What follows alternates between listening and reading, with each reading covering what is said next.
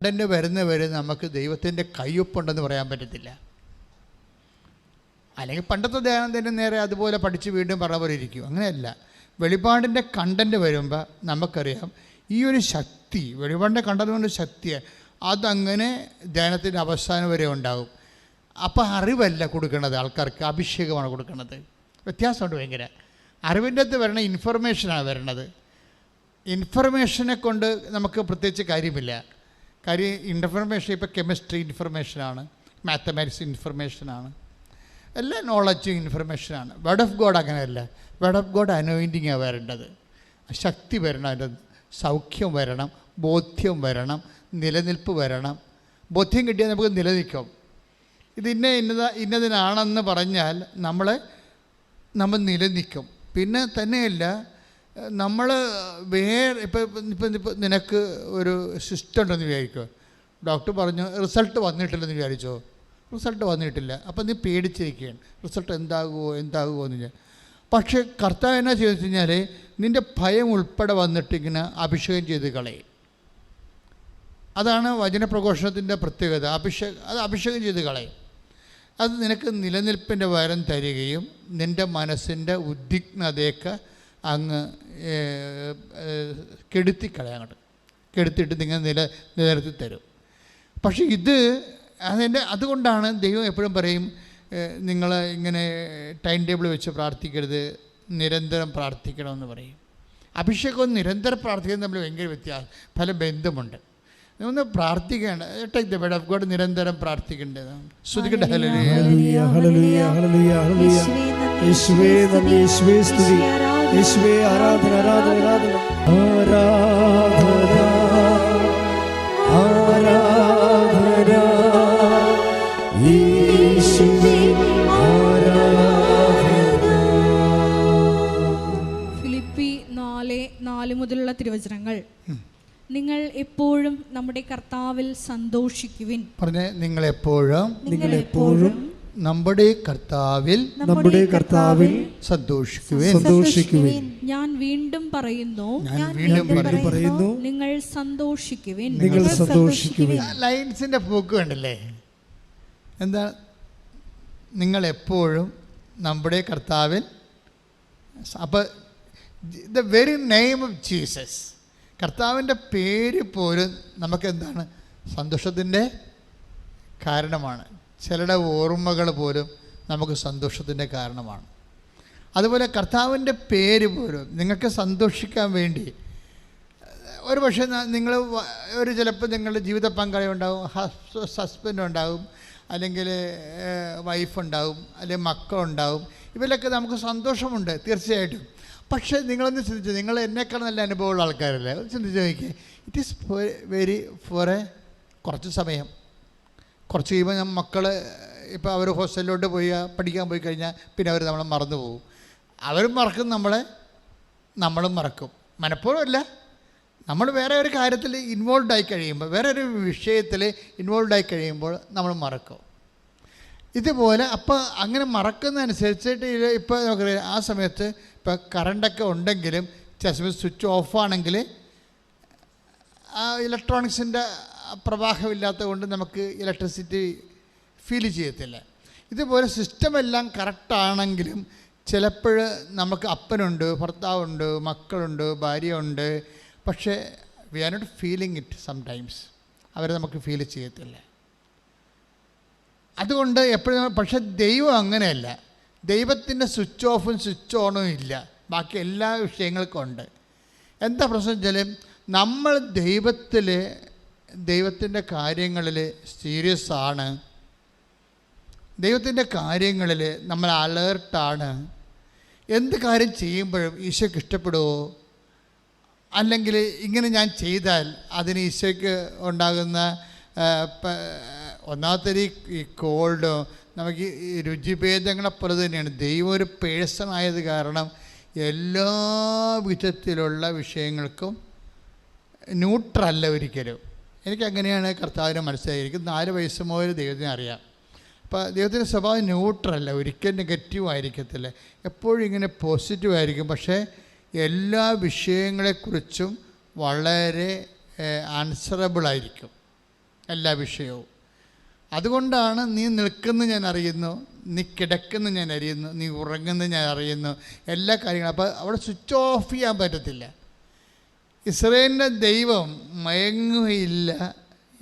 Take the സങ്കീർത്തനം എടുത്ത് 21:4 ശ്രുതികട്ടെ. Hallelujah.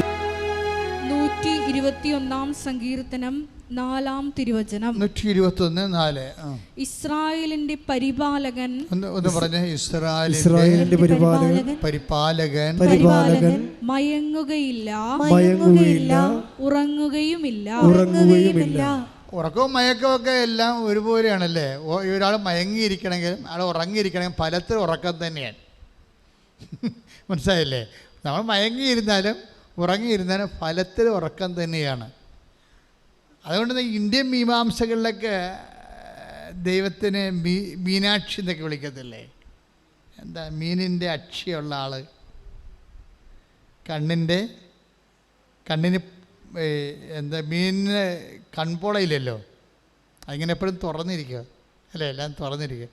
അതുകൊണ്ടാണ് മീനിൻ്റെ കണ്ണ് എന്നുവെച്ചാൽ കൺപോളയില്ലാത്ത ആൾ, എപ്പോഴും എല്ലാം കണ്ടുകൊണ്ടിരിക്കുന്ന ആൾ, ഉറങ്ങാത്ത ആൾ, മയങ്ങാത്ത ആൾ. അതിൻ്റെ അങ്ങനെ പറയാന്ന് വെച്ച് കഴിഞ്ഞാൽ അതിന് ഇസ്രായേൽ പറഞ്ഞിരിക്കുന്നത് ഇസ്രായേലിൻ്റെ പരിപാലകൻ എന്നാണ് പറയണത്. അപ്പോൾ ഇസ്രായേൽ എന്ന് പറഞ്ഞാൽ ആരാണ്? വിശ്വസിക്കുന്ന ആരും ഇസ്രായേലിനാണ്. ആരാണ് വിശ്വസിക്കണത് അവൻ ഇസ്രായേലിൻ്റെ അർത്ഥം എന്താണ്? The chosen. അതാണ് ദ ചോസൺ, തിരഞ്ഞെടുക്കപ്പെട്ട ആൾ. ദൈവത്താൽ ആർക്കാണ് വിശ്വാസമുള്ളത് അവൻ തിരഞ്ഞെടുക്കപ്പെട്ട ആളാണ്. അവൻ ഇസ്രായേലായി. ആർക്കാണ് വിശ്വാസം ദൈവത്തിലുള്ളത്? ഹിസ് ചോസൺ, തിരഞ്ഞെടുക്കപ്പെട്ട ആളായി, ഇസ്രായേലായി. അവൻ്റെ ദൈവത്തിൻ്റെ സ്വഭാവം എന്താണ്? ഉറക്കമില്ല. എന്തിനാണ് ഉറക്കമില്ലായിരിക്കണത്? പരിപാലകനാണ്. നിന്നെ പ്രൊട്ടക്റ്റ് ചെയ്യാൻ വേണ്ടിയാണ്. പ്രൊട്ടക്ഷൻ, ഈ പരിപാലനമെന്ന് പറഞ്ഞു കഴിഞ്ഞാൽ ഒരു വല്ലാത്ത പരിപാലനമാണ്. ഇല്ല, അതായത് ഈ പരിപാലന തന്നെയാണ് നമ്മൾക്ക് ഇപ്പോൾ സങ്കീർത്തനം 121:4 നമുക്ക് കിട്ടിയത് അല്ലേ? ഈ ഒന്ന് പറഞ്ഞ ഇസ്രായേലിന്റെ പരിപാലകൻ ഉറങ്ങുകയില്ല, മയങ്ങുകയില്ല. അപ്പോഴ് ഉറങ്ങാത്ത മയങ്ങാത്ത ദൈവം എന്ന് പറഞ്ഞാൽ നിന്നെ പരിപാലിക്കുന്ന ദൈവം എന്നതിൻ്റെ അർത്ഥം. പരിപാലിക്കുക. എന്തിനാണ് ഉറങ്ങാതിരിക്കണത്, എന്തിനാണ് മയങ്ങാതിരിക്കണത്? നമ്മളെ പരിപാലിക്കുക. ഇത് മനുഷ്യന്മാർ അവരുടെ ജീവിതത്തിൽ അനുഭവിച്ച അനുഭവത്തിൽ നിന്നാണ് ഈ സങ്കീർത്തനമൊക്കെ എഴുതി വെക്കണതേ. ദൈവത്തോട് ഏറ്റവും അടുത്ത് ജീവിക്കുന്ന ആൾക്കാരുടെ ഉള്ളിൽ സങ്കീർത്തനം അറിയാതെ തന്നെ വന്നോളൂ. എല്ലാവർക്കും ഇപ്പോൾ ചിലർ ദൈവത്തിന് ആനന്ദം കൊണ്ട് കരയും, അതും ഒരു സങ്കീർത്തനമാണ്. പാടണമെന്ന് നിർബന്ധമില്ല. ദൈവത്തെക്കുറിച്ച് ഓർക്കുമ്പോൾ തന്നെ നിശ്വാസങ്ങൾ വരും. കാര്യം ദൈവം ഓരോ കാര്യത്തിലും ഇപ്പം തന്നെ ഇന്ന് നടന്നൊരു സ്ഫോടനം ഇല്ലേ, സ്ഫോടനം. അപ്പം ഈ സ്ഫോടനം ശരിക്കും പറഞ്ഞാൽ വെള്ളിയാഴ്ചയാണ് നടക്കണമെന്നുണ്ടെങ്കിൽ, ഇന്ന് കളമശ്ശേരി നടന്ന സ്ഫോടനം വെള്ളിയാഴ്ച നടക്കണമെന്നുണ്ടെങ്കിൽ നമ്മളുടെ ഈ ലക്ഷങ്ങൾ പങ്കെടുത്തുന്ന റാലി നടക്കുക ഇല്ല. അല്ലാതെ തന്നെ ഇന്ന് പോലീസോടെ വന്നു സെക്യൂരിറ്റി ചെക്ക് ചെയ്യണമെന്നും പറഞ്ഞു. പോലീസ് നമ്മളോട് വളരെയേറെ സഹകരിച്ചു ആണല്ലോ ഇതെല്ലാം നടക്കും. 60 പോലീസ് ഉണ്ടായിരുന്നു ഇന്നലെ ഫീൽഡിൽ, നമ്മളുടെ സെക്യൂരിറ്റി കൂടാതെ തന്നെ. അപ്പം എങ്കിലും ഇങ്ങനെ ഇഷ്യൂ കേട്ടപ്പോൾ ഇവിടെ സേഫാണോന്ന് അറിയാൻ വേണ്ടി അപ്പം തന്നെ പോലീസ് വന്നു. അപ്പം ഞാൻ തിരക്കൊന്ന് ഒഴിയട്ടെന്ന് വിചാരിച്ചുകൊണ്ട് ധ്യാനവും രാവിലെ ഷിഫ്റ്റ് ചെയ്തു. തിരക്കൊന്ന് ഒഴിയട്ടെ, നല്ല തിരക്കായിരുന്നു രാവിലെ. ആ സമയത്തൊരു രസമുണ്ടായി. എന്ന് വെച്ച് കഴിഞ്ഞാൽ എൻ്റെ പ്രശ്നം അത് മാത്രമല്ല, എൻ്റെ പ്രശ്നം കർത്താവ് എന്നോട് സംസാരിച്ചിട്ടില്ലായിരുന്നു. ധ്യാനം ഷിഫ്റ്റ് ചെയ്യാൻ പ്രധാനപ്പെട്ട കാരണം അതാണ്, കർത്താവ് സംസാരിച്ചിട്ടില്ല. അപ്പോൾ ഞാനും ക്ലിൻ്റൻ അച്ഛനും അസിസ്റ്റൻ്റ് അച്ഛനും ജോമോളും കൂടി എൻ്റെ മുറിയിരിക്കുകയാണ്. അപ്പോൾ ഞാൻ പറഞ്ഞു, നിങ്ങൾക്കറിയാമല്ലോ സത്യം, ഞാനെന്താ ധ്യാനം മാറ്റി വെച്ചതെന്ന്. കർത്താവ് ഇതുവരെ സംസാരിച്ചിട്ടില്ല. അപ്പം ഞാനങ്ങനെ മൂടൗട്ടാടങ്ങനെ ഇരിക്കുകയാണ്. ഒരു 10:30 11 മണിയായി, ധ്യാനത്തിന് കേണ്ട സമയമായി. പക്ഷേ ഈശോ ഒന്നും മിണ്ടണില്ല. പെട്ടെന്ന് മനസ്സിൽ ഈശോ 17 പറഞ്ഞൊരു നമ്പർ കാണിച്ചു. 17. അപ്പോൾ എനിക്ക് മനസ്സിലായി കർത്താവ് റെസ്പോണ്ടിങ് ആയിട്ടുണ്ടെന്ന് തോന്നി. അപ്പോൾ ഞാൻ ജോമോള് പറഞ്ഞ് just take the Bible and just open at a glance എന്ന് പറഞ്ഞു. അപ്പോൾ ജോമോള് ബൈബിൾ എടുത്ത് വിശ്വാസപ്രമാണം ചെയ്തിട്ട് പെട്ടെന്ന് ഓപ്പൺ ചെയ്ത് ഞാൻ റീഡ് ഇറ്റ് എന്ന് പറഞ്ഞു. അപ്പോൾ 8:17 ഞാൻ 17 ഏതാ അതിനകത്ത് ആ 2 പേജ് ഓപ്പൺ ചെയ്യുമ്പോൾ 2 പേജിൽ 17 എവിടെയുള്ളത് നോക്കാൻ പറഞ്ഞു. കർത്താവ് കാണിച്ച 17 അപ്പോൾ നോക്കിയപ്പോൾ 8:17 ഉള്ളത്. യോഹന്നാൻ്റെ 8:17. Take the word of God. ശ്രദ്ധിക്കട്ടെ. ഹല്ലേലൂയ. യോഹന്നാൻ 8:17. യോഹന്നാൻ 8:17 കർത്താവ് പറഞ്ഞ വചനം. രണ്ടുപേരുടെ സാക്ഷ്യം സത്യമാണെന്ന് നിങ്ങളുടെ നിയമത്തിൽ തന്നെ എഴുതിയിട്ടുണ്ടല്ലോ. വചനത്തിൽ എഴുതിയിട്ടുണ്ട്. നിയമം എന്ന് വെച്ചാൽ വചനം എന്നതിൻ്റെ അർത്ഥം. നിയമത്തിൽ എഴുതിയിട്ടുണ്ടല്ലോ. എന്താണ് എഴുതിയിരിക്കുന്നത്? വചനത്തിൽ എഴുതിയിട്ടുണ്ട്. എന്താണ് എഴുതിയിരിക്കുന്നത്? 2 പേരുടെ സാക്ഷ്യം സത്യമാണ്. അപ്പോൾ ഒരു വിഷയത്തെക്കുറിച്ച് 2 പേര് പറഞ്ഞാൽ അത് സത്യമാണ്, ദൈവിക കാര്യങ്ങളാണ്. അപ്പോഴെനിക്ക് മനസ്സിലായി ഈ 2 പേര് കൂടുതൽ പറഞ്ഞിരിക്കുന്ന കാര്യം എന്താണ്, ഈശോ എന്താ ഉദ്ദേശിക്കുക മനസ്സിലായി. 2 കൃപാസനത്തിൽ അൾത്താരയിൽ സാക്ഷ്യത്തെക്കുറിച്ചല്ലേ പറയണത്. എന്താ പറഞ്ഞത്? 2 പേരിൽ വായിച്ചു. 2 പേരുടെ സാക്ഷ്യം സത്യമാണെന്ന് നിങ്ങളുടെ നിയമത്തിൽ തന്നെ എഴുതിയിട്ടുണ്ടല്ലോ. അപ്പോൾ സാക്ഷ്യത്തെക്കുറിച്ചാണ് ഈശോ പറയണത്. അച്ഛൻ്റെ പ്രസംഗത്തെക്കുറിച്ചല്ല. ഇപ്പം സാക്ഷ്യത്തെക്കുറിച്ചാണ് പറയുന്നത്. അത് 2 പേരും ഒരേ സാക്ഷ്യം പറഞ്ഞാൽ അത് സത്യമാണെന്നാണ് ഈശോ പറയുന്നത്. അപ്പോൾ എനിക്ക് മനസ്സിലായി ഈശോ ഉദ്ദേശിക്കുന്നത് സാക്ഷ്യത്തെക്കുറിച്ച് പ്രസംഗിക്കാനാണെന്ന് മനസ്സിലായി. അപ്പോഴെന്താണ് പ്രസംഗിക്കേണ്ടത്? 2 പേരുടെ സാക്ഷ്യം. എന്നുവെച്ചാൽ 2 ആൾക്കാർ എപ്പോഴെങ്കിലുമൊക്കെ 2 3 2 കൂടുതലോ എപ്പോഴെങ്കിലും ഒരേ കാര്യം തന്നെ സാക്ഷ്യപ്പെടുത്തിയാൽ അത് വേദപുസ്തക പ്രകാരം അത് സത്യമായ കാര്യമായിട്ട് നമ്മൾ മനസ്സിലാക്കണമെന്നാണ്. അപ്പം ഞാൻ നോക്കിയിട്ട് 2 പേരുടെ സാക്ഷ്യം ഇത് ഇങ്ങനെ 2 അല്ല, ഒരു വിഷയത്തെക്കുറിച്ച് ഒരു 10-20 പേര് ഈ 2-3 മാസത്തിന് പറഞ്ഞ ഒരു സബ്ജക്റ്റ് ഉണ്ട്. അപ്പോൾ എനിക്കത് പിടിമിട്ട് ഈശോ എന്താണ്, എങ്ങോട്ടാണ് ഈശോ പോകണമെന്ന് എനിക്ക് മനസ്സിലായി.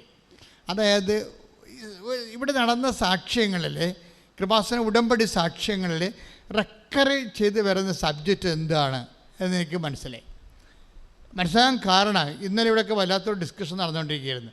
കാര്യം ഇന്നലെ കോഴിക്കോട് പിതാവിൻ്റെ നമ്മുടെ റാലിയുടെ അവസാനം ആദ്യത്തിൽ കുർബാന അർപ്പിച്ചത് ചക്കാലക്കൽ തിരുമേനിയാണ്, വർഗീസ് ചക്കാലക്കൽ തിരുമേനി.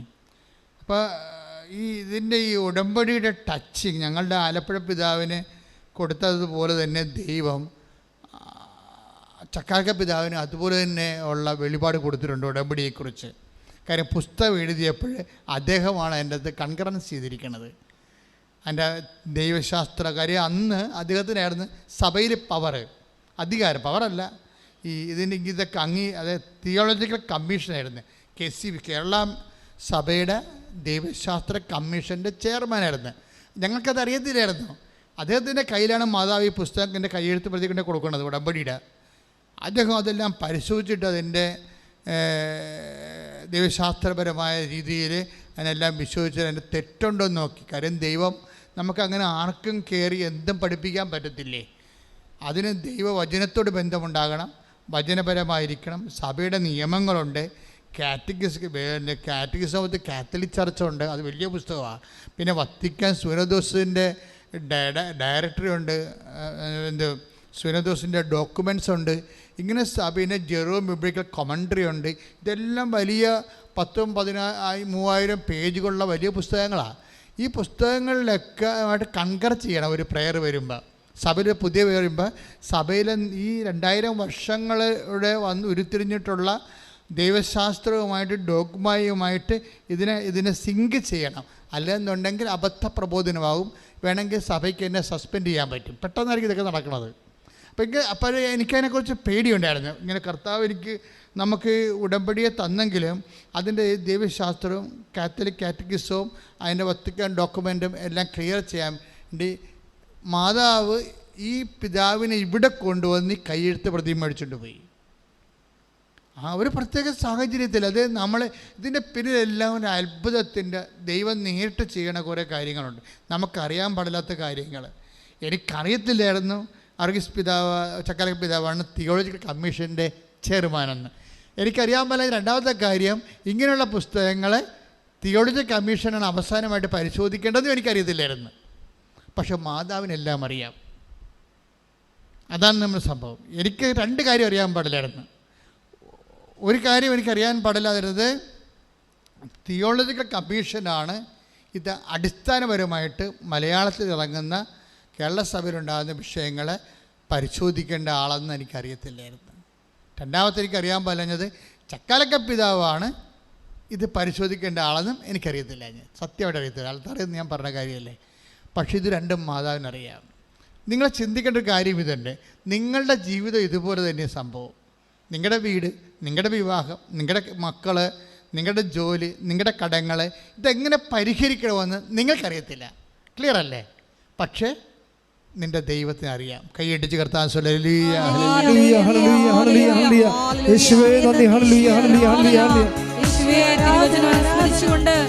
പ്രാർത്ഥിക്കുന്നു. എന്ത് ചെയ്യണമെന്ന് നേരത്തെ മനസ്സിൽ കരുതിയിരുന്നു. ഇപ്പോഴും മക്കൾക്കൊരു കാര്യം മനസ്സിലായില്ലേ? ഇതിനാണ് പരിപാലനമെന്ന് പറയണത്. നമ്മുടെ സബ്ജക്റ്റ് എന്താണ്?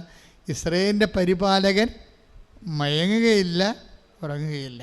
ഇവിടുത്തെ പരിപാലനം എന്താണ്? എനിക്ക് ഇതിനെക്കുറിച്ച് അറിയത്തില്ല. എന്തറിയാൻ പാടില്ല? ചക്കാലക്കൽ പിതാവാണ് KCBC ചെയർമാൻ എന്നറിയാൻ പാടില്ല. ഞാനിങ്ങനെ സഭയുടെ ഔദ്യോഗികമായ വലിയ കാര്യങ്ങളൊന്നും തിരക്കാറില്ല. ഞാൻ നിങ്ങളുടെ പ്രശ്നവുമായിട്ടാണ് എല്ലാ ജീവിതത്തിൽ എൻ്റെ പ്രാർത്ഥനയും. പിന്നെ നമ്മുടെ ശുശ്രൂഷയായിട്ടാണ് കൂടുതൽ അഡ്മിനിസ്ട്രേഷൻ ലെവലിൽ ഞാൻ അങ്ങനെ അധികം ശ്രദ്ധിക്കാറില്ല. അഡ്മിനിസ്ട്രേഷൻ്റെ കഴിവും ദൈവത്തിൻ്റെ കൃപയും അതിനുള്ള അധികാരം കൊടുത്തവർ അത് ഭംഗിയായിട്ട് ജീവിക്കും. ഞാൻ അനുസരണയോടെ അവർക്ക് വഴിപ്പെട്ട് എൻ്റെ കർത്താവിന് ശുശ്രൂഷ ചെയ്യും. നമുക്ക് അത്രയും പ്രശ്നങ്ങളുള്ളത്. അപ്പോൾ അതുകൊണ്ട് എനിക്കറിയാൻ ഞാൻ ശ്രദ്ധിക്കാതെ എനിക്കറിയാൻ പറ്റാഞ്ഞത്. രണ്ടാമത്തെ കാര്യം എന്താ സംഭവം? ഈ കമ്മീഷനാണ് ഈ വിഷയം അടിസ്ഥാനപരമായിട്ട് ആത്യന്തികമായിട്ട് കേരളത്തിൽ ചർച്ച ചെയ്യേണ്ടതെന്ന് അറിയത്തില്ല. ഞാൻ എന്താ ഇപ്പോൾ പറയാൻ ഉദ്ദേശിക്കുന്നത്? ഞാൻ നേരത്തെ പറഞ്ഞു ഉറപ്പിച്ചതിന് ഇപ്പോഴും പറയാൻ ഉദ്ദേശിക്കുന്നത് എന്താണ്? നിങ്ങളുടെ ജീവിതം, നിങ്ങളുടെ വീട്, നിങ്ങളുടെ ജീവിതം, നിങ്ങളുടെ സാമ്പത്തിക അവസ്ഥ, നിങ്ങളുടെ കടങ്ങൾ, നിങ്ങളുടെ ജോലി, നിങ്ങളുടെ കുടുംബത്തിൻ്റെ സമാധാനം, നിങ്ങളെവിടെ ജീവിക്കും, ഇതൊന്നും നിങ്ങൾക്കറിയത്തില്ല. കുറച്ച് കാര്യങ്ങളറിയാം, ചില കാര്യത്തെക്കുറിച്ച് നിങ്ങൾക്ക് ബിഗ് സീറോയാണ്, ഒന്നും അറിയത്തില്ല. പക്ഷേ എന്താ നമ്മുടെ ഉറപ്പ്? നിൻ്റെ ദൈവത്തിന് നിന്നെക്കുറിച്ച് എല്ലാം അറിയാം. നീ എവിടെയാണ് താമസിക്കേണ്ടത്, എങ്ങനെയാണ് നിൻ്റെ കടം പരിഹരിക്കേണ്ടത്, എങ്ങനെയാണ് നിൻ്റെ രോഗം സുഖപ്പെടേണ്ടത്, എവിടെയാണ് നീ പഠിക്കേണ്ടത്, എല്ലാം നീ ഇപ്പം അനുഭവിക്കുന്ന പ്രശ്നങ്ങൾക്ക് എന്താണ് പ്രതിവിധി എന്ന് നിൻ്റെ ദൈവത്തിനറിയാം. കൈയടിച്ച് കർത്താൻ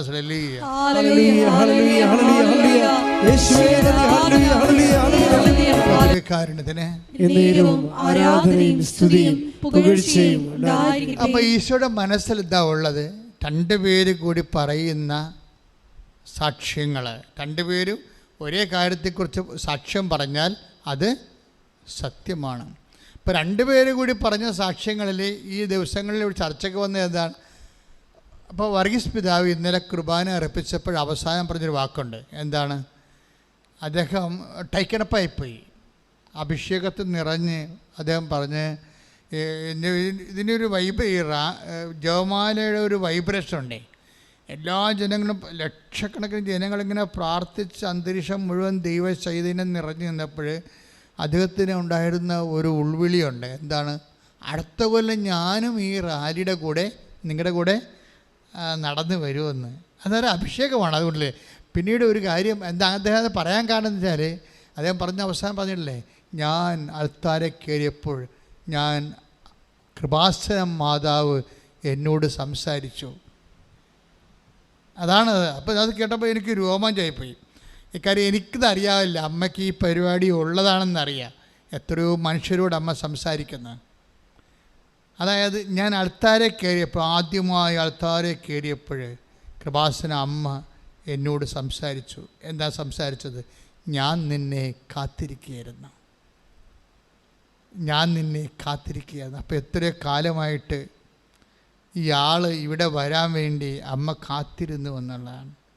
അതിനെ കാത്തിരിക്കാൻ കാരണമുണ്ടായത് ഞാൻ എൻ്റെ പിതാവിനാണ് ഇങ്ങനെയുള്ള കാര്യങ്ങൾക്കെല്ലാം വിളിക്കുന്നത്, രൂപതാധ്യക്ഷനെ വിളിക്കത്ത. പിതാവ് പറഞ്ഞ് ആ ദിവസങ്ങൾ ഞാൻ കോഹിമയിലാണെന്ന് പറഞ്ഞായിരുന്നു. ഒക്ടോബർ 28 ഞാൻ കോഹിമയിലാണെന്ന് പറഞ്ഞു. അപ്പോൾ ഞാൻ പിതാവ് പറഞ്ഞു അങ്ങനെയാണെങ്കിൽ ഞാൻ ചക്കാലക്ക പിതാവിനെ വിളിച്ചോട്ടെ എന്ന് ചോദിച്ചു. അപ്പോൾ അതിനോട്ട് അപ്പോൾ ഞങ്ങളുടെ പിതാവ് എല്ലാം ഇങ്ങനെ പെട്ടെന്ന് സന്തോഷത്തോടെ അംഗീകരിച്ച് പ്രോത്സാഹിപ്പിക്കുന്ന ആളാണ്. അപ്പോൾ ഞാൻ 3 പിതാക്കന്മാരെ വിളിച്ചു. അപ്പോൾ എന്താ സംഭവിച്ചു കഴിഞ്ഞാൽ, പക്ഷേ പിതാവിൻ്റെ ആ സമയത്ത് ചക്കാലപ്പിതാവ് കുർബാന എടുത്ത് കഴിഞ്ഞ് സമ്മതിച്ചതിന് ശേഷം ഞങ്ങളുടെ പിതാവിൻ്റെ പ്രോഗ്രാം കട്ടായി, കോഹിമയിലെ പ്രോഗ്രാം കട്ടായി. അപ്പോൾ പിതാവ് ഫ്രീ ആയി. അപ്പോൾ ഞാൻ പിതാവിനോട് പിതാവ് വരുന്നില്ലേ, ഞാൻ തീർച്ചയായിട്ടും ഞാൻ വന്നോളാം എന്ന് പറഞ്ഞു. അപ്പോൾ അങ്ങനെ പിതാവ് വന്നു. പക്ഷേ കുർബാന ചെല്ലാൻ മാതാവ് ട്വിസ്റ്റ് നടത്തിയാണ് അവിടെ. അതാണ് ഞാൻ നിന്നെ കാത്തിരിക്കുകയെന്ന് പറഞ്ഞില്ല, അതാണ് എൻ്റെ അർത്ഥം. ആ പ്രോഗ്രാം കട്ടാക്കി ട്വിസ്റ്റ് ചെയ്ത് എഡിറ്റ് ചെയ്ത് കയറ്റിയതാണ്. അതായത് ഈ പരിപാലനം എന്ന് പറഞ്ഞ ഇതാണ്. ഇസ്രായേലിൻ്റെ ദൈവം മയങ്ങുകയില്ല, ഇസ്രായേലിൻ്റെ പരിപാലകൻ. നമ്മുടെ പ്രോഗ്രാം പോലും ഒരു പരിപാലനയുടെ ഭാഗമായിട്ട് മാറുകയാണ്. അത് എന്തുകൊണ്ടാണ് നിങ്ങളോട് ഞാൻ പറഞ്ഞത്, ഇപ്പം നിരന്തരം പ്രാർത്ഥിക്കേണ്ടതിൻ്റെ ആവശ്യത വ്യക്തമാക്കണം. Take the word of God. ശ്രദ്ധിക്കട്ടെ. ഹല്ലേലൂയ ഹല്ലേലൂയ ഹല്ലേലൂയ ഹല്ലേലൂയ ഹല്ലേലൂയ. യേശുവേ നന്ദി, യേശുവേ സ്തുതി. ഹല്ലേലൂയ ഹല്ലേലൂയ ഹല്ലേലൂയ. യേശുവേ നന്ദി. ഹല്ലേലൂയ ഹല്ലേലൂയ ഹല്ലേലൂയ. യേശുവേ നന്ദി. ഹല്ലേലൂയ ഹല്ലേലൂയ ഹല്ലേലൂയ. ലൂക്ക 18:1. ലൂക്ക 18:1. ഭഗ്നാശരാകാതെ എപ്പോഴും പ്രാർത്ഥിക്കണം എന്ന് കാണിക്കാൻ യേശു അവരോട് ഒരു ഉപമ പറഞ്ഞു. അപ്പൊ ദൈവത്തിന്റെ മനസ്സിലിരിപ്പ് എന്താണ്? ഭഗ്നാശരാകാതെ എന്ന് വെച്ച് കഴിഞ്ഞാൽ നമ്മൾ ടെൻഷൻ അടിക്കാതെ, തകർന്നു പോകാതെ, ശിഥിലമാകാതെ, മനസ്സ് ശിഥിലമാകാതെ, പിന്നെ എന്ത് ചെയ്യണം? എപ്പോഴും പ്രാർത്ഥിക്കണം.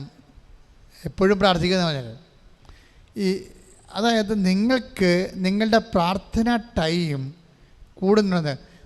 ചിലർക്ക് പ്രാർത്ഥന എന്ന് പറയുമ്പോൾ അപ്പം തന്നെ ജപമാല എടുത്ത് അല്ലെങ്കിൽ തിരിയൊക്കെ കത്തിച്ച് കൈയും കാലും കഴുകി, അതല്ല. അത് നമ്മുടെ കറക്റ്റ് സിസ്റ്റമാറ്റിക് ആയിട്ടുള്ള നമ്മുടെ കോൺസ്റ്റിറ്റ്യൂട്ടഡ് പ്രെയറാണ്. അതല്ല. പ്രെയർ എന്ന് പറയുന്നത് ദൈവത്തെക്കുറിച്ചുള്ള ഓർമ്മയും ദൈവത്തോടുള്ള സ്നേഹവാത്സല്യങ്ങൾ തോന്നലും ഇതെല്ലാം കൂടുന്ന ഒരു ഇൻറ്റിമസി ഉണ്ട്. അതിനാണ് പ്രെയർ എന്ന് പറയുന്നത്. നമ്മൾ ചെയ്യുന്ന പ്രാർത്ഥന ചൊല്ലലല്ലേ, അതിൻ്റെ കോൺസ്റ്റിറ്റ്യൂട്ടഡ് പ്രെയറാണ്. ഒരു മനുഷ്യൻ്റെ ജീവിതത്തിൽ യാമപ്രാർത്ഥനകളുണ്ടാവും. സന്ധ്യക്കുണ്ടാവും, പ്രാർത്ഥിക്കും. വെളുപ്പിന് എഴുന്നേറ്റ് പ്രാർത്ഥിക്കും. നേരത്തേക്ക് ഞാൻ 2 മണിക്ക് പ്രാർത്ഥിക്കുമായിരുന്നു. ഇപ്പോൾ എനിക്ക് കുറച്ച് അസുഖമൊക്കെ ആയത് കാരണം 2 മണിക്കുള്ള കാര്യം കിടക്കുമ്പോൾ തന്നെ ചിലപ്പോൾ 10, 11 മണി, ചിലപ്പോൾ 2 മണിയൊക്കെ നേരത്തെയൊക്കെ താമസിച്ചു. അപ്പം അങ്ങനെ വരുമ്പോൾ പ്രഷറൊക്കെ ഈ ഉറക്കം നിൽക്കണ അത്ര നല്ല കാര്യമൊന്നുമല്ലേ. ചിലതൊക്കെ പ്രഷറൊക്കെ ഫോം ചെയ്ത് വരും. പിന്നെ കിഡ്നിയുടെയൊക്കെ പ്രോബ്ലം വരും. ഉറക്കം നിന്നാൽ അതിനെ കാര്യം. എനിക്ക് വേറെ സഭയില്ലല്ലോ. പകലെല്ലാം ജനങ്ങളുമായിട്ട് കൺഫ്യൂഷനും ധ്യാനവും പിന്നെ എഴുതണതെല്ലാം 10-20 പുസ്തകം എഴുതി. അതെല്ലാം രാത്രിയിൽ എഴുതണ. അപ്പം അതിന് ഉറക്കം വരും, പ്രഷറായി. അതായത് നമ്മൾ ചെയ്യുന്നതിന് എനിക്കെൻ്റെ മനസ്സിൽ എപ്പോഴും ഉണ്ടായിരുന്നൊരു കർത്താവിക്ക് തന്നിരിക്കുന്നത് ടൈം കുറവാണെന്ന് എപ്പോഴും എന്നോട് പറയുമായിരുന്നു. ടൈം കുറവാണ്. അപ്പോൾ ഞാനെന്ത് ചെയ്യും? അപ്പോൾ ലിമിറ്റഡ് തന്നിരിക്കുന്ന ടൈമിന് മാക്സിമം വർക്ക് ചെയ്യും. തന്നിരിക്കുന്ന ടൈമിന് യാതൊരു കോംപ്രമൈസും ഇല്ലാതെ വർക്ക് ചെയ്യും. അപ്പോൾ അങ്ങനെ വരുമ്പോൾ അതിൻ്റെ ഇടയിൽ കുറച്ച് മനുഷ്യരല്ലേ, ശാരീരിക പ്രശ്നങ്ങളൊക്കെ ഉണ്ട്. ഞാൻ ആ വിഷയം പറയാനല്ല ഉദ്ദേശിക്കുന്നത്. ഞാൻ പറയാൻ ഉദ്ദേശിക്കുന്നത് നമ്മളുടെ ജീവിതത്തിൽ ദൈവം ഉദ്ദേശിക്കുന്നത് ഭഗ്നാശരാകാതെ നിരന്തരം പ്രാർത്ഥിക്കണമെന്നാണ്. അപ്പം നിരന്തരം പ്രാർത്ഥിക്കുമ്പോൾ നിങ്ങൾ ഓർക്കും ഇതെല്ലാം യാചനാ പ്രാർത്ഥനയാണോ? മകളെ കെട്ടപ്രായമായ മകളുണ്ടെങ്കിൽ മകളെ കെട്ടിക്കണേ. അങ്ങനെയല്ല മക്കളെ. നല്ല ദൈവബന്ധമുള്ളവരൊന്നും പറയത്തില്ല ദൈവത്തോട് കാര്യങ്ങൾ. എന്താ വെച്ച് കഴിഞ്ഞാൽ ദൈവമായിട്ട് നല്ല ബന്ധമായിരിക്കും. ദൈവത്തിന് വേണ്ടി ജീവിക്കും. ദൈവത്തിന് വേണ്ടി ഞാൻ തന്നെ ഉടമ്പടി എഴുതിക്കൊണ്ടിരുന്ന സമയത്ത് പരിശുദ്ധാത്മ നൽകുകയാണ്. എല്ലാവരെ കൊണ്ടും ഭക്ഷണം കൊടുപ്പിക്കണം, എല്ലാവരെ കൊണ്ടും രോഗികളെ പോയി കാണാൻ പറയണം, തറവാട്ടിലുള്ള വലിയപ്പന്മാരെ നോക്കാതെ ഇരിക്കുന്നവരെയും കുളിക്കാതെ ഇരിക്കുന്നവരെയും കുളിക്കാൻ പറയണം. ഇപ്പം നമ്മൾ കല്യാണം കഴിപ്പിച്ച ഉടമ്പടി പുസ്തകം എഴുതിയപ്പോൾ ഏറ്റവും സീരിയസ് ആയിട്ട് അന്ന് ദൈവം പറഞ്ഞൊരു കാര്യമുണ്ട്. ഞാൻ തൈക്കാട്ടുശ്ശേരിയിൽ നിന്നാണ് കുറച്ച് സമയം എഴുതിയ പള്ളിയിൽ എഴുതുന്നുണ്ട്. അപ്പോൾ അതിനകത്ത് പറഞ്ഞാണ്, തറവാടുകളിൽ മുതിർന്ന ആൾക്കാരുണ്ട്, അവിടെ കെട്ടി വന്നിരിക്കുന്ന പെൺപിള്ളേർ പുതിയ പ്രായക്കാരാണ്, അവർക്ക് കുഞ്ഞുങ്ങൾ 2 പേരുണ്ട്. പക്ഷേ കൂടെ ഉണ്ടായിരുന്നെല്ലാം മാറി താമസിച്ച് പോകുമ്പോൾ ഈ രോഗിയായിട്ട് കിടക്കുന്ന അപ്പനെ മണം വെച്ച് ഗന്ധം വെച്ച് ഭയങ്കരമായ അകൃതത്തിൽ കിടക്കുകയാണ്. അപ്പോൾ അവരുടെ സ്വത്ത് തർക്കമായിട്ടുള്ളത് കൊണ്ട് ഈ മൂത്ത ചേട്ടന്മാരുടെ വൈഫൊക്കെ ഒന്നോട് തിരിഞ്ഞു നോക്കത്തില്ല. പെൺമക്കളാണെങ്കിൽ അവർ ടീച്ചർമാരും സാറുമാർക്കായിട്ട് പോയിട്ട് അവരും വന്ന് അപ്പൻ്റെ കാര്യം അന്വേഷിക്കത്തില്ല. അപ്പം അത് വന്ന് പരിപ്പിച്ചിട്ട് പോകും.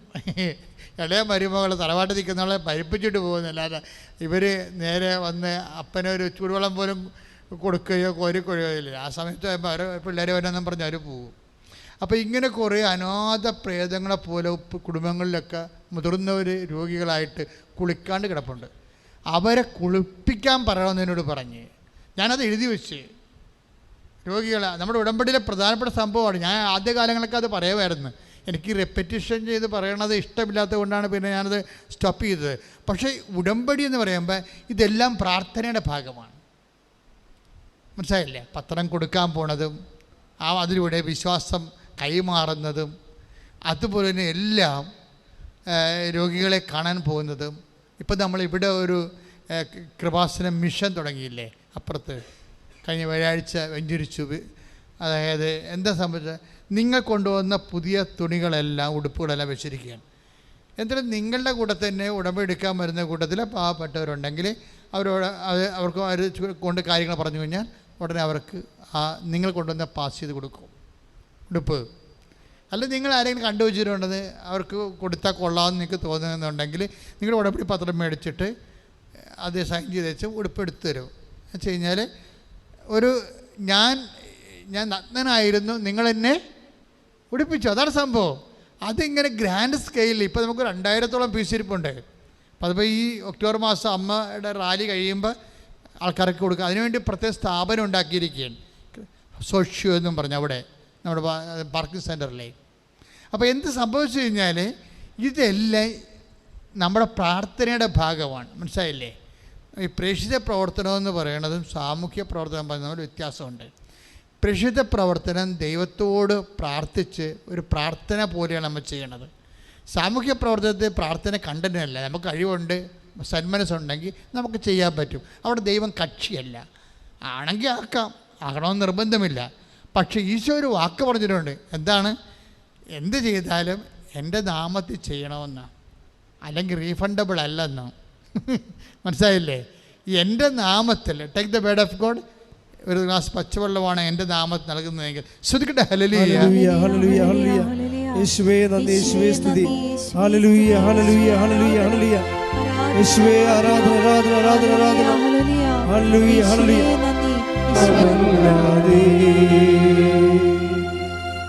യോഹന്നാൻ 6:26.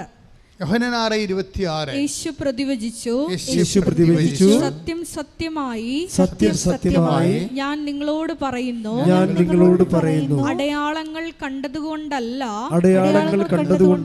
അപ്പം ഭക്ഷിച്ച് തൃപ്തരായതുകൊണ്ടാണ് നിങ്ങൾ എന്നെ അന്വേഷിക്കുന്നത്. അപ്പൊ ഈശോനെ അന്വേഷിക്കണമെങ്കിൽ സാധാരണ മനുഷ്യർക്ക് എന്തെങ്കിലും ആനുകൂല്യം കിട്ടിയിരിക്കണം, അല്ലെങ്കിൽ അവരെ അന്വേഷണമൊക്കെ നിർത്തും.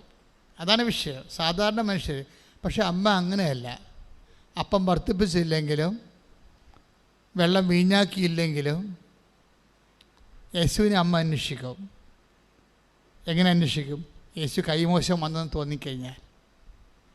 അതാണ് യേശുവിനെ കണ്ടുമുട്ടുമ്പോൾ അമ്മ പറഞ്ഞ വാക്കില്ലേ, എൻ്റെ മകനെ, ഞാനും നിൻ്റെ പിതാവും കൂടി എന്ത് ഉത്കണ്ഠയോടെ നിന്നെ അന്വേഷിക്കുകയായിരുന്നു. Take the bed of God. ശ്രദ്ധിക്കട്ടെ. ഹല്ലേലൂയ, ഹല്ലേലൂയ, ഹല്ലേലൂയ, ഹല്ലേലൂയ, ഹല്ലേലൂയ. 2:48. ലുക്ക 2:48 വായിച്ചോളൂ. അവനെ കണ്ടപ്പോൾ മാതാപിതാക്കൾ വിസ്മയിച്ചു. മാതാപിതാക്കന്മാർ വിസ്മയിച്ചു. അവന്റെ അമ്മ അവനോട് പറഞ്ഞു, മകനെ നീ ഞങ്ങളോട് ഇങ്ങനെ ചെയ്തതെന്ത്? നിന്റെ പിതാവും ഞാനും ഉത്കണ്ഠയോടെ നിന്നെ അന്വേഷിക്കുകയായിരുന്നു. ഇതാണ് വിഷയം. ഉത്കണ്ഠയോടെ നിന്നെ അന്വേഷിക്കുകയായിരുന്നു. അത് 2:48. ഈ 2:48 കൂടെയാണ് യോഹന്നാൻ 6:26 ലൂപ്പ് ചെയ്യേണ്ടത്. എന്താ പറയണത്? അടയാളങ്ങൾ കണ്ടുകൊണ്ടല്ലാതെ നിങ്ങൾ വിശ്വസിക്കത്തില്ലല്ലോ. അപ്പം മനുഷ്യനെ വിശ്വസിക്കണമെങ്കിൽ അടയാളം കാണണം. അടയാളം ഉള്ളത് കൊണ്ട് ഈശോ പറഞ്ഞു, നിങ്ങൾ അപ്പം തിന്ന് സംതൃപ്തരായത് കൊണ്ടാണ് എന്നെ അന്വേഷിക്കുന്നത്. അപ്പമെന്ന് പറഞ്ഞ സംഭവം ഇല്ലെന്നുണ്ടെങ്കിൽ നിങ്ങൾ എന്നെ അന്വേഷിക്കത്തില്ല. പക്ഷേ അമ്മയ്ക്ക് യേശുവിനെ അന്വേഷിക്കാൻ അപ്പത്തിൻ്റെ ആവശ്യമില്ല. യേശുവിനെ കൈമോശം വന്നാൽ മതി. യേശുവിനെ കൺവെട്ടത്തിൽ നിന്ന് മറഞ്ഞിരിക്കണ കണ്ടാൽ അപ്പം അമ്മ പട്ടിണി നിന്നുകൊണ്ട് യേശുവിനെ അന്വേഷിക്കും. ദൈവവേദലേ, എന്നാണ് നിൻ്റെ മുമ്പിൽ നിന്ന് നിൻ്റെ ദൈവത്തെ നിനക്ക് കൈമോശം വരണത്? നിനക്ക് പ്രാർത്ഥിക്കാൻ പറ്റാതിരിക്കണത്, ബൈബിൾ വായിക്കാൻ പറ്റാതിരിക്കണത്, ദൈവത്തെക്കുറിച്ച് ഓർക്കുമ്പോൾ സന്തോഷമില്ലാത്തത്? That you have already missed Jesus. നിങ്ങൾക്ക് കർത്താവിന് നഷ്ടപ്പെട്ടു എങ്കിൽ ഈ അമ്മയെപ്പോലെ അപ്പം തിന്ന് സംതൃപ്തരായത് കൊണ്ടല്ല, അപ്പം കിട്ടുമെന്നുള്ള ആശയം പ്രത്യാശ ഉള്ളത് കൊണ്ടല്ല, യേശുവിനെ നഷ്ടപ്പെട്ടു, പ്രാർത്ഥിക്കാൻ കഴിയുന്നില്ല, കുർബാനയ്ക്ക് പോകാൻ കഴിയുന്നില്ല, കുടുംബ പ്രാർത്ഥനയ്ക്ക് ചെയ്യാൻ കഴിയുന്നില്ല എന്ന ഒറ്റ കാര്യം കൊണ്ട് ഈശോയെ നഷ്ടപ്പെട്ടവരെ തോന്നിയാൽ അമ്മയെപ്പോലെ മനസ്സിടറിക്കൊണ്ട് അന്വേഷിക്കാൻ പോവുമെങ്കിൽ അപ്പോഴും ഈശോ നമ്മൾ യഥാർത്ഥ യേശുവിൻ്റെ അമ്മയായി മാറും. പ്രാർത്ഥിക്കുക. കർത്താവായ ദൈവമേ, നിൻ്റെ ജീവിതത്തിൽ ദൈവത്തിൻ്റെ സ്പേസ് എവിടെയാണ്? സുഖപ്പെടാൻ ഒരു രോഗമില്ലെങ്കിൽ നിൻ്റെ പ്രാർത്ഥനയ്ക്ക് സ്പേസ് എവിടെയാണ് എന്ന് ചിന്തിക്കുന്നിടത്ത് വെച്ചാണ് നീയും ദൈവവും തമ്മിൽ എന്തുമാത്രം അടുപ്പമാണ്, അകലെയാണെന്ന് തിരിച്ചറിയണത്. നേടിയെടുക്കാൻ ഒരു കാര്യമില്ല, ജയിക്കാൻ ഒരു പരീക്ഷയില്ല, സുഖപ്പെടാൻ ഒരു രോഗമില്ല, കിട്ടാൻ ഒരു ജോലിയില്ല, വസിക്കാൻ ഒരു വീടിൻ്റെ വിഷയമില്ല. അങ്ങനെ വന്നാൽ നീയും നിൻ്റെ ദൈവവും തമ്മിൽ എന്തായിരിക്കും? അടുപ്പമോ അകലമോ? അതെന്നും ഒരു വിശ്വാസി അവനോട് ചോദിക്കേണ്ട ഒരു ചോദ്യമാണ്. നീയും ദൈവവും തമ്മിൽ എന്തുമാത്രം ബന്ധമുണ്ട് എന്നറിയണമെങ്കിൽ ദൈവത്തിൽ നിന്നൊരു ആനുകൂല്യം കിട്ടാതിരിക്കുമ്പോഴും ദൈവത്തെ അന്വേഷിച്ച് മനസ്സിന് ഉത്കണ്ഠയോടെയാണ് ദൈവത്തെ അന്വേഷിക്കുന്നത്. കിട്ടുമോ, കണ്ടുമുട്ടുമോ? അതാണ് അമ്മ പറയണത്, എൻ്റെ മകനെ, ഞാനും നിൻ്റെ പിതാവും കൂടി ഉത്കണ്ഠയോടുകൂടിയാണ്. വെറുതെയുള്ള അന്വേഷണമല്ല. കണ്ടുകിട്ടാൻ കഴിയുമോ? ഇനി ഒരിക്കലും കാണാതിരിക്കുമോ? ഇങ്ങനെ പല പല ചിന്തകളുമായിട്ടാണ് അമ്മ യേശുവിനെ തിരക്കി പോണത്. അവസാനം കണ്ടുമുട്ടുമ്പോഴും അമ്മ തൻ്റെ മനസ്സിലുണ്ടായ വിഷയങ്ങളെല്ലാം അതുപോലെ ഈശോനോട് പറയും. എൻ്റെ ദൈവത്തിലെ ഈ ധ്യാനത്തിൽ ഈശോ എന്താ പറയണം? എനിക്കെപ്പോഴും മിസ്സാകുന്നുണ്ടോയെന്ന് നോക്കണം ജീസസിനെ. പ്രാർത്ഥിക്കാൻ പറ്റാത്ത, ഇപ്പം കുടുംബത്തിലാകുമ്പോൾ എപ്പോഴും ഇഷ്യൂസ് ഉണ്ടാവും, എപ്പോഴും ഇഷ്യൂ. ഇപ്പം കടലിൽ എങ്ങനെയാണ് ഓക്സിജൻ ഉണ്ടാകണത്? അത് സ്ഥിരതല്ല്.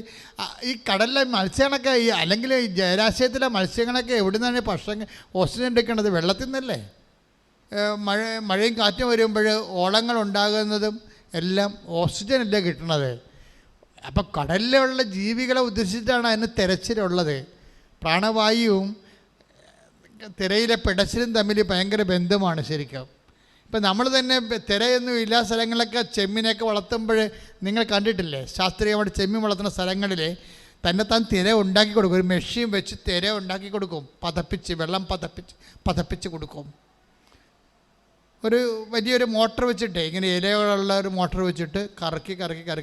അപ്പോൾ ഞാൻ ചോദിക്കും, എന്നാ പരിപാടി? അപ്പോൾ വെഞ്ചരിക്കാനൊക്കെ ഈ പാടശേഖരത്ത് ഞാൻ പോകുമ്പോൾ ഞാൻ ഇത് 4 മോട്ടറൊക്കെ വെച്ചിരിക്കുന്നത്. മോട്ടറല്ല, ഇങ്ങനെ ഒരു പങ്കയാണ് വെള്ളത്തിൽ കിടന്ന് കറങ്ങി പോകത്തേ. എന്നിട്ട് വെള്ളത്തിൽ ഇങ്ങനെ അടിച്ച് കറക്കി പതപ്പിച്ചെടുക്കും. അപ്പം ഓക്സിജൻ, ക്രിയേറ്റിംഗ് ഓക്സിജൻ. അപ്പോഴേക്കും മനസ്സിലായി വെള്ളമായ പതയും തിരയും ഉണ്ടാവും. എന്തിനാണ്? അവിടെ ജീവിക്കുന്ന ആൾക്കാർക്ക് ഓക്സിജന് വേണ്ടിയാണ്.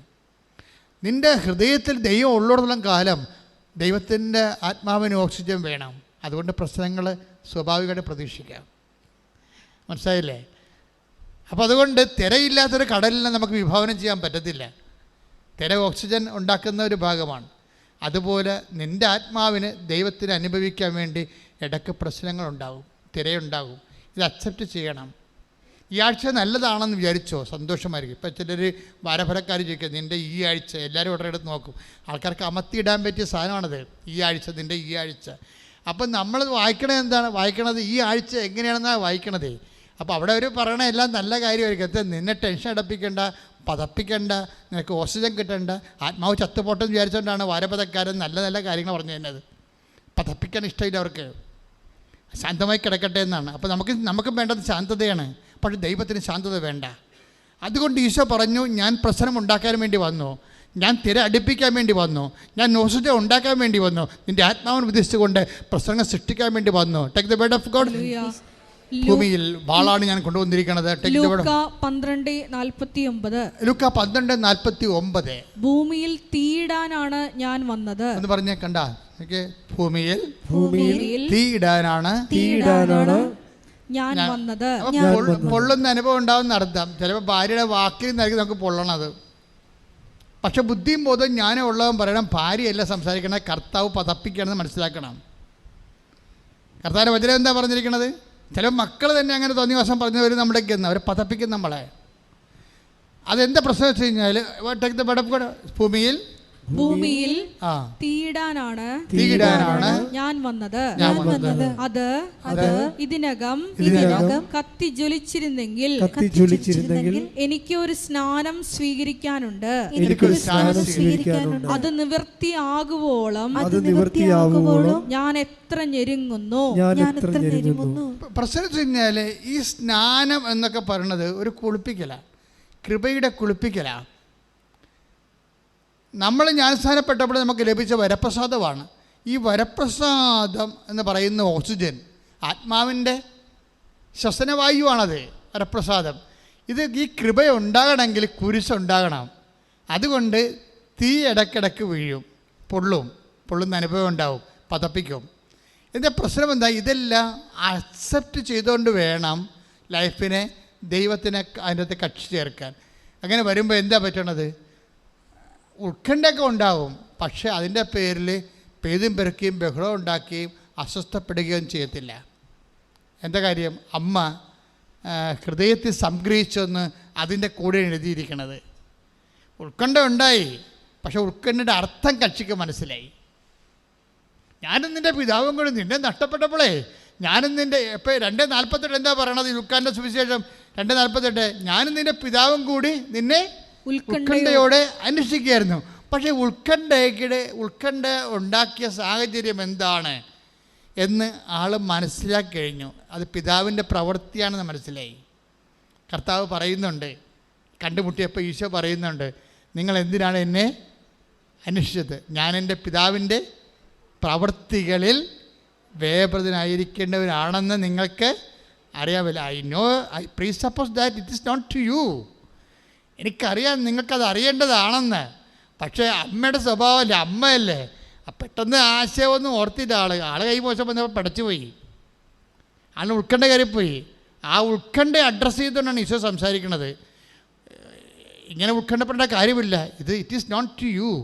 ഞാൻ എൻ്റെ പിതാവിൻ്റെ കാര്യത്തിൽ വ്യാപൃതനാകേണ്ട ആളാണെന്ന് നിങ്ങൾക്ക് അറിവുള്ളതല്ലേ എന്ന് പറഞ്ഞപ്പോഴാണ് അമ്മ അറിവ് ആ ഇമോഷൻ ലെവലിൽ നിന്ന് ബുദ്ധിപരമായ ലെവലിലേക്ക് അറിവിനെ കൊണ്ടുവന്നിട്ട് അമ്മ അടുത്ത വാക്ക് പറയും. വചനം എന്ത് പറയും? അവളെല്ലാം ഹൃദയത്തിൽ സംഗ്രഹിച്ചു. അതാണ് സഭ. ശ്രദ്ധിക്കട്ടെ. ലൂക്കാ 2:51 അവന്റെ അമ്മ ഇക്കാര്യങ്ങളെല്ലാം ഹൃദയത്തിൽ സംഗ്രഹിച്ചു. അപ്പോൾ ഉത്കണ്ഠയുടെ അർത്ഥം മനസ്സിലായി. ഓരോ വിഷയവും സംഭവിക്കുമ്പോൾ ആ സംഭവത്തിനൊക്കെ ഒരു കാരണങ്ങളുണ്ടാകും. അതുകൊണ്ടാണ് ബൈബിൾ പറയണത്, സംഭവിച്ചതെല്ലാം അവൻ മൂലമാണ്, അവനെ കൂടാതെ ഒന്നും സംഭവിച്ചിട്ടില്ല. ഓരോ വിഷയങ്ങളും സംഭവിക്കുമ്പോൾ ഓർക്കണം. Take the word of God. Yohannan 1:3. ശ്രദ്ധിക്കട്ടെ. ഹല്ലേലൂയ ഹല്ലേലൂയ ഹല്ലേലൂയ ഹല്ലേലൂയ യേശുവേ നന്ദി. ഹല്ലേലൂയ ഹല്ലേലൂയ ഹല്ലേലൂയ. യോഹന്നാൻ 1:3. ആ, സമസ്തവും അവനിലൂടെ ഉണ്ടായി, സമസ്തവും അവനിലൂടെ ഉണ്ടായി, ഒന്നും അവനെ കൂടാതെ ഉണ്ടായിട്ടില്ല. ഒന്നും അവനെ കൂടാതെ ഉണ്ടായിട്ടില്ല. അതായത് ഈ മനുഷ്യൻ്റെ ജീവിതത്തിൽ ഉണ്ടാകുന്ന എല്ലാ വിഷയങ്ങളും അതിന് അവന് ഒരു ദൈവികമായ ലക്ഷ്യമുണ്ട്. ഈ ലക്ഷ്യം മനസ്സിലാകുന്നവരെ നമ്മൾ ഉത്കണ്ഠപ്പെട്ടിരിക്കും. മനസ്സിലാക്കി കഴിഞ്ഞാൽ ഹൃദയത്തിൽ സംഗ്രഹിക്കും. അതാണ് മരിയൻ സ്പിരിച്വാലിറ്റി എന്ന് പറയുന്നത്. പ്രാർത്ഥിക്കുക, കർത്താവേ അങ്ങയുടെ അമ്മയെപ്പോലെ കാര്യങ്ങളുടെ അർത്ഥം ഗ്രഹിച്ചു കഴിഞ്ഞാൽ ഹൃദയത്തിൽ സംഗ്രഹിച്ച് അമ്മയെപ്പോലെ മൗന സ്നേഹത്തോടെ ദൈവ തിരുസന്നിധി ദൈവ തിരുമനസ്സിന് കീഴ്പ്പെട്ടവളായി കീഴ്പ്പെട്ടവനായി ജീവിക്കുവാൻ എന്നെ അഭിഷേകം ചെയ്യണമേ. ശ്രദ്ധിക്കട്ടെ.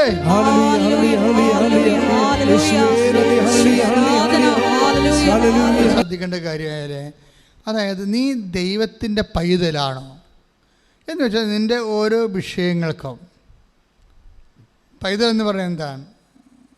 ദൈവ പൈതൽ എന്ന് പറയുമ്പോൾ നമ്മൾ ഇപ്പോൾ ദൈവാത്മാവിനാൽ നയിക്കപ്പെടുന്നവരെല്ലാം ദൈവത്തിൻ്റെ മക്കളാണ്. That's okay. ദൈവത്തിൻ്റെ ആത്മാവിനാൽ നയിക്കപ്പെടുകയാണ് നമ്മുടെ ജീവിതത്തിൻ്റെ. ഇപ്പോൾ 8:16 റോമാലേഖനത്തിൽ പറയണത് ദൈവാത്മാവിനാൽ പറഞ്ഞേ നയിക്കപ്പെടുന്നവരെല്ലാം ദൈവത്തിൻ്റെ മക്കളാണ്. അതൊരു ആശയപരമായിട്ടും ദൈവശാസ്ത്രപരമായിട്ടും അതാണ് എൻ്റെ ശരി. പക്ഷെ പ്രയോഗത്തിലെ വേറെ ഒരു ദൈവ പൈതലുണ്ട്. പ്രയോഗത്തിലെ ഒരു പൈതലിൻ്റെ പ്രശ്നം എന്താ? ഇപ്പോൾ ഒരു നിങ്ങളുടെ കുഞ്ഞ് അവന് 1.5 വയസ്സേ ഉള്ളതെന്ന് വിചാരിച്ചു. 1.5 വയസ്സേ ഉള്ളൂ. അവൻ ഇങ്ങനെ ജലദോഷം വന്ന് മൂക്കടച്ചിരിക്കണം വിചാരിച്ചു. അപ്പോഴ് കുഞ്ഞ് പറയുക എൻ്റെ മൂക്കടച്ചിരിക്കുകയാണ്, ഒന്ന് ചീറ്റി തരാൻ പറയുക. ഒരു വയസ്സുകാരൻ പറയുക എന്നെ പറയത്തില്ല. പക്ഷെ അമ്മയ്ക്ക് മനസ്സിലാകും. അമ്മയെടുത്ത് അവൻ മൂക്കും കൊണ്ട് വരും. അവനിങ്ങനെയൊക്കെ കാണിച്ചിട്ട് അമ്മയെടുത്ത് വരും. അപ്പോൾ അമ്മയ്ക്ക് മനസ്സിലായി അടഞ്ഞിരിക്കണമെന്ന് പറയും. അപ്പോൾ അമ്മ അതിൻ്റെ അടുത്ത് പിഴിഞ്ഞ് കൊടുക്കും, ഇല്ലേ? ദാറ്റ് മീൻസ് ഇതൊരു പൈതലാണ്. അവൻ്റെ മൂക്ക് ചീറ്റണമെന്ന് അവന് ആഗ്രഹമുണ്ട്. പക്ഷെ അവന് കൺവേഴ്സ് ചെയ്യാൻ പറ്റും. അവൻ എന്താണ് അവൻ്റെ പ്രശ്നമെന്ന് അറിയത്തില്ല. ശ്വാസം മുട്ടുന്നുണ്ട്, പക്ഷേ it is not known to him what is his problem. നമുക്ക് സംഭവിക്കാം, എന്തൊരു കുഴപ്പമുണ്ട്, എന്താണ് നമുക്കറിയത്തില്ല. അപ്പോൾ അവൻ വന്ന് അമ്മയുടെ ഇങ്ങനെ നിൽക്കുകയും ഒക്കെ ചെയ്യുമ്പോൾ അമ്മയ്ക്ക് മനസ്സിലാകും ഇത് മൂക്കള കയറിയിരിക്കുകയാണ്, ചീറ്റി കൊടുക്കണമെന്ന് പറയും. ഇതൊരു പൈതൽ അങ്ങനെയാണ്. നിസ്സാര മൂക്ക് ചീരണ കാര്യങ്ങൾക്ക് പോലും അമ്മയെ ആശ്രയിക്കും. ഇങ്ങനെയാണ് പൈതൽ ജനിക്കണത്. ദൈവ പൈതൽ അങ്ങനെയാണ്.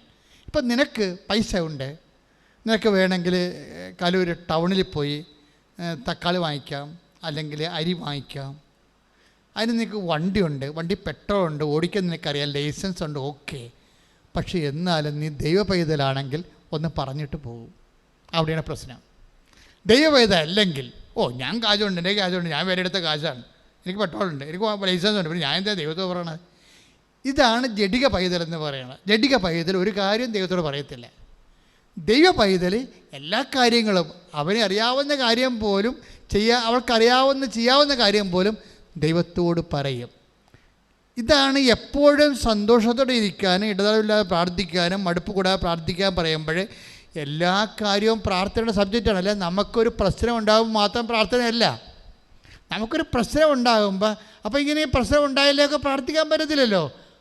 അതാണ് പ്രശ്നം. അപ്പം നമുക്ക് പണമില്ലെങ്കിൽ മാത്രം അപ്പൻ്റെ അടുത്ത് വരികയും പണം ഉള്ളപ്പോൾ കൂട്ടുകാരത്ത് പോവുകയും ചെയ്യുമ്പോൾ ശരിക്കും പറഞ്ഞാൽ നീ ജാരസന്തതിയാണ്.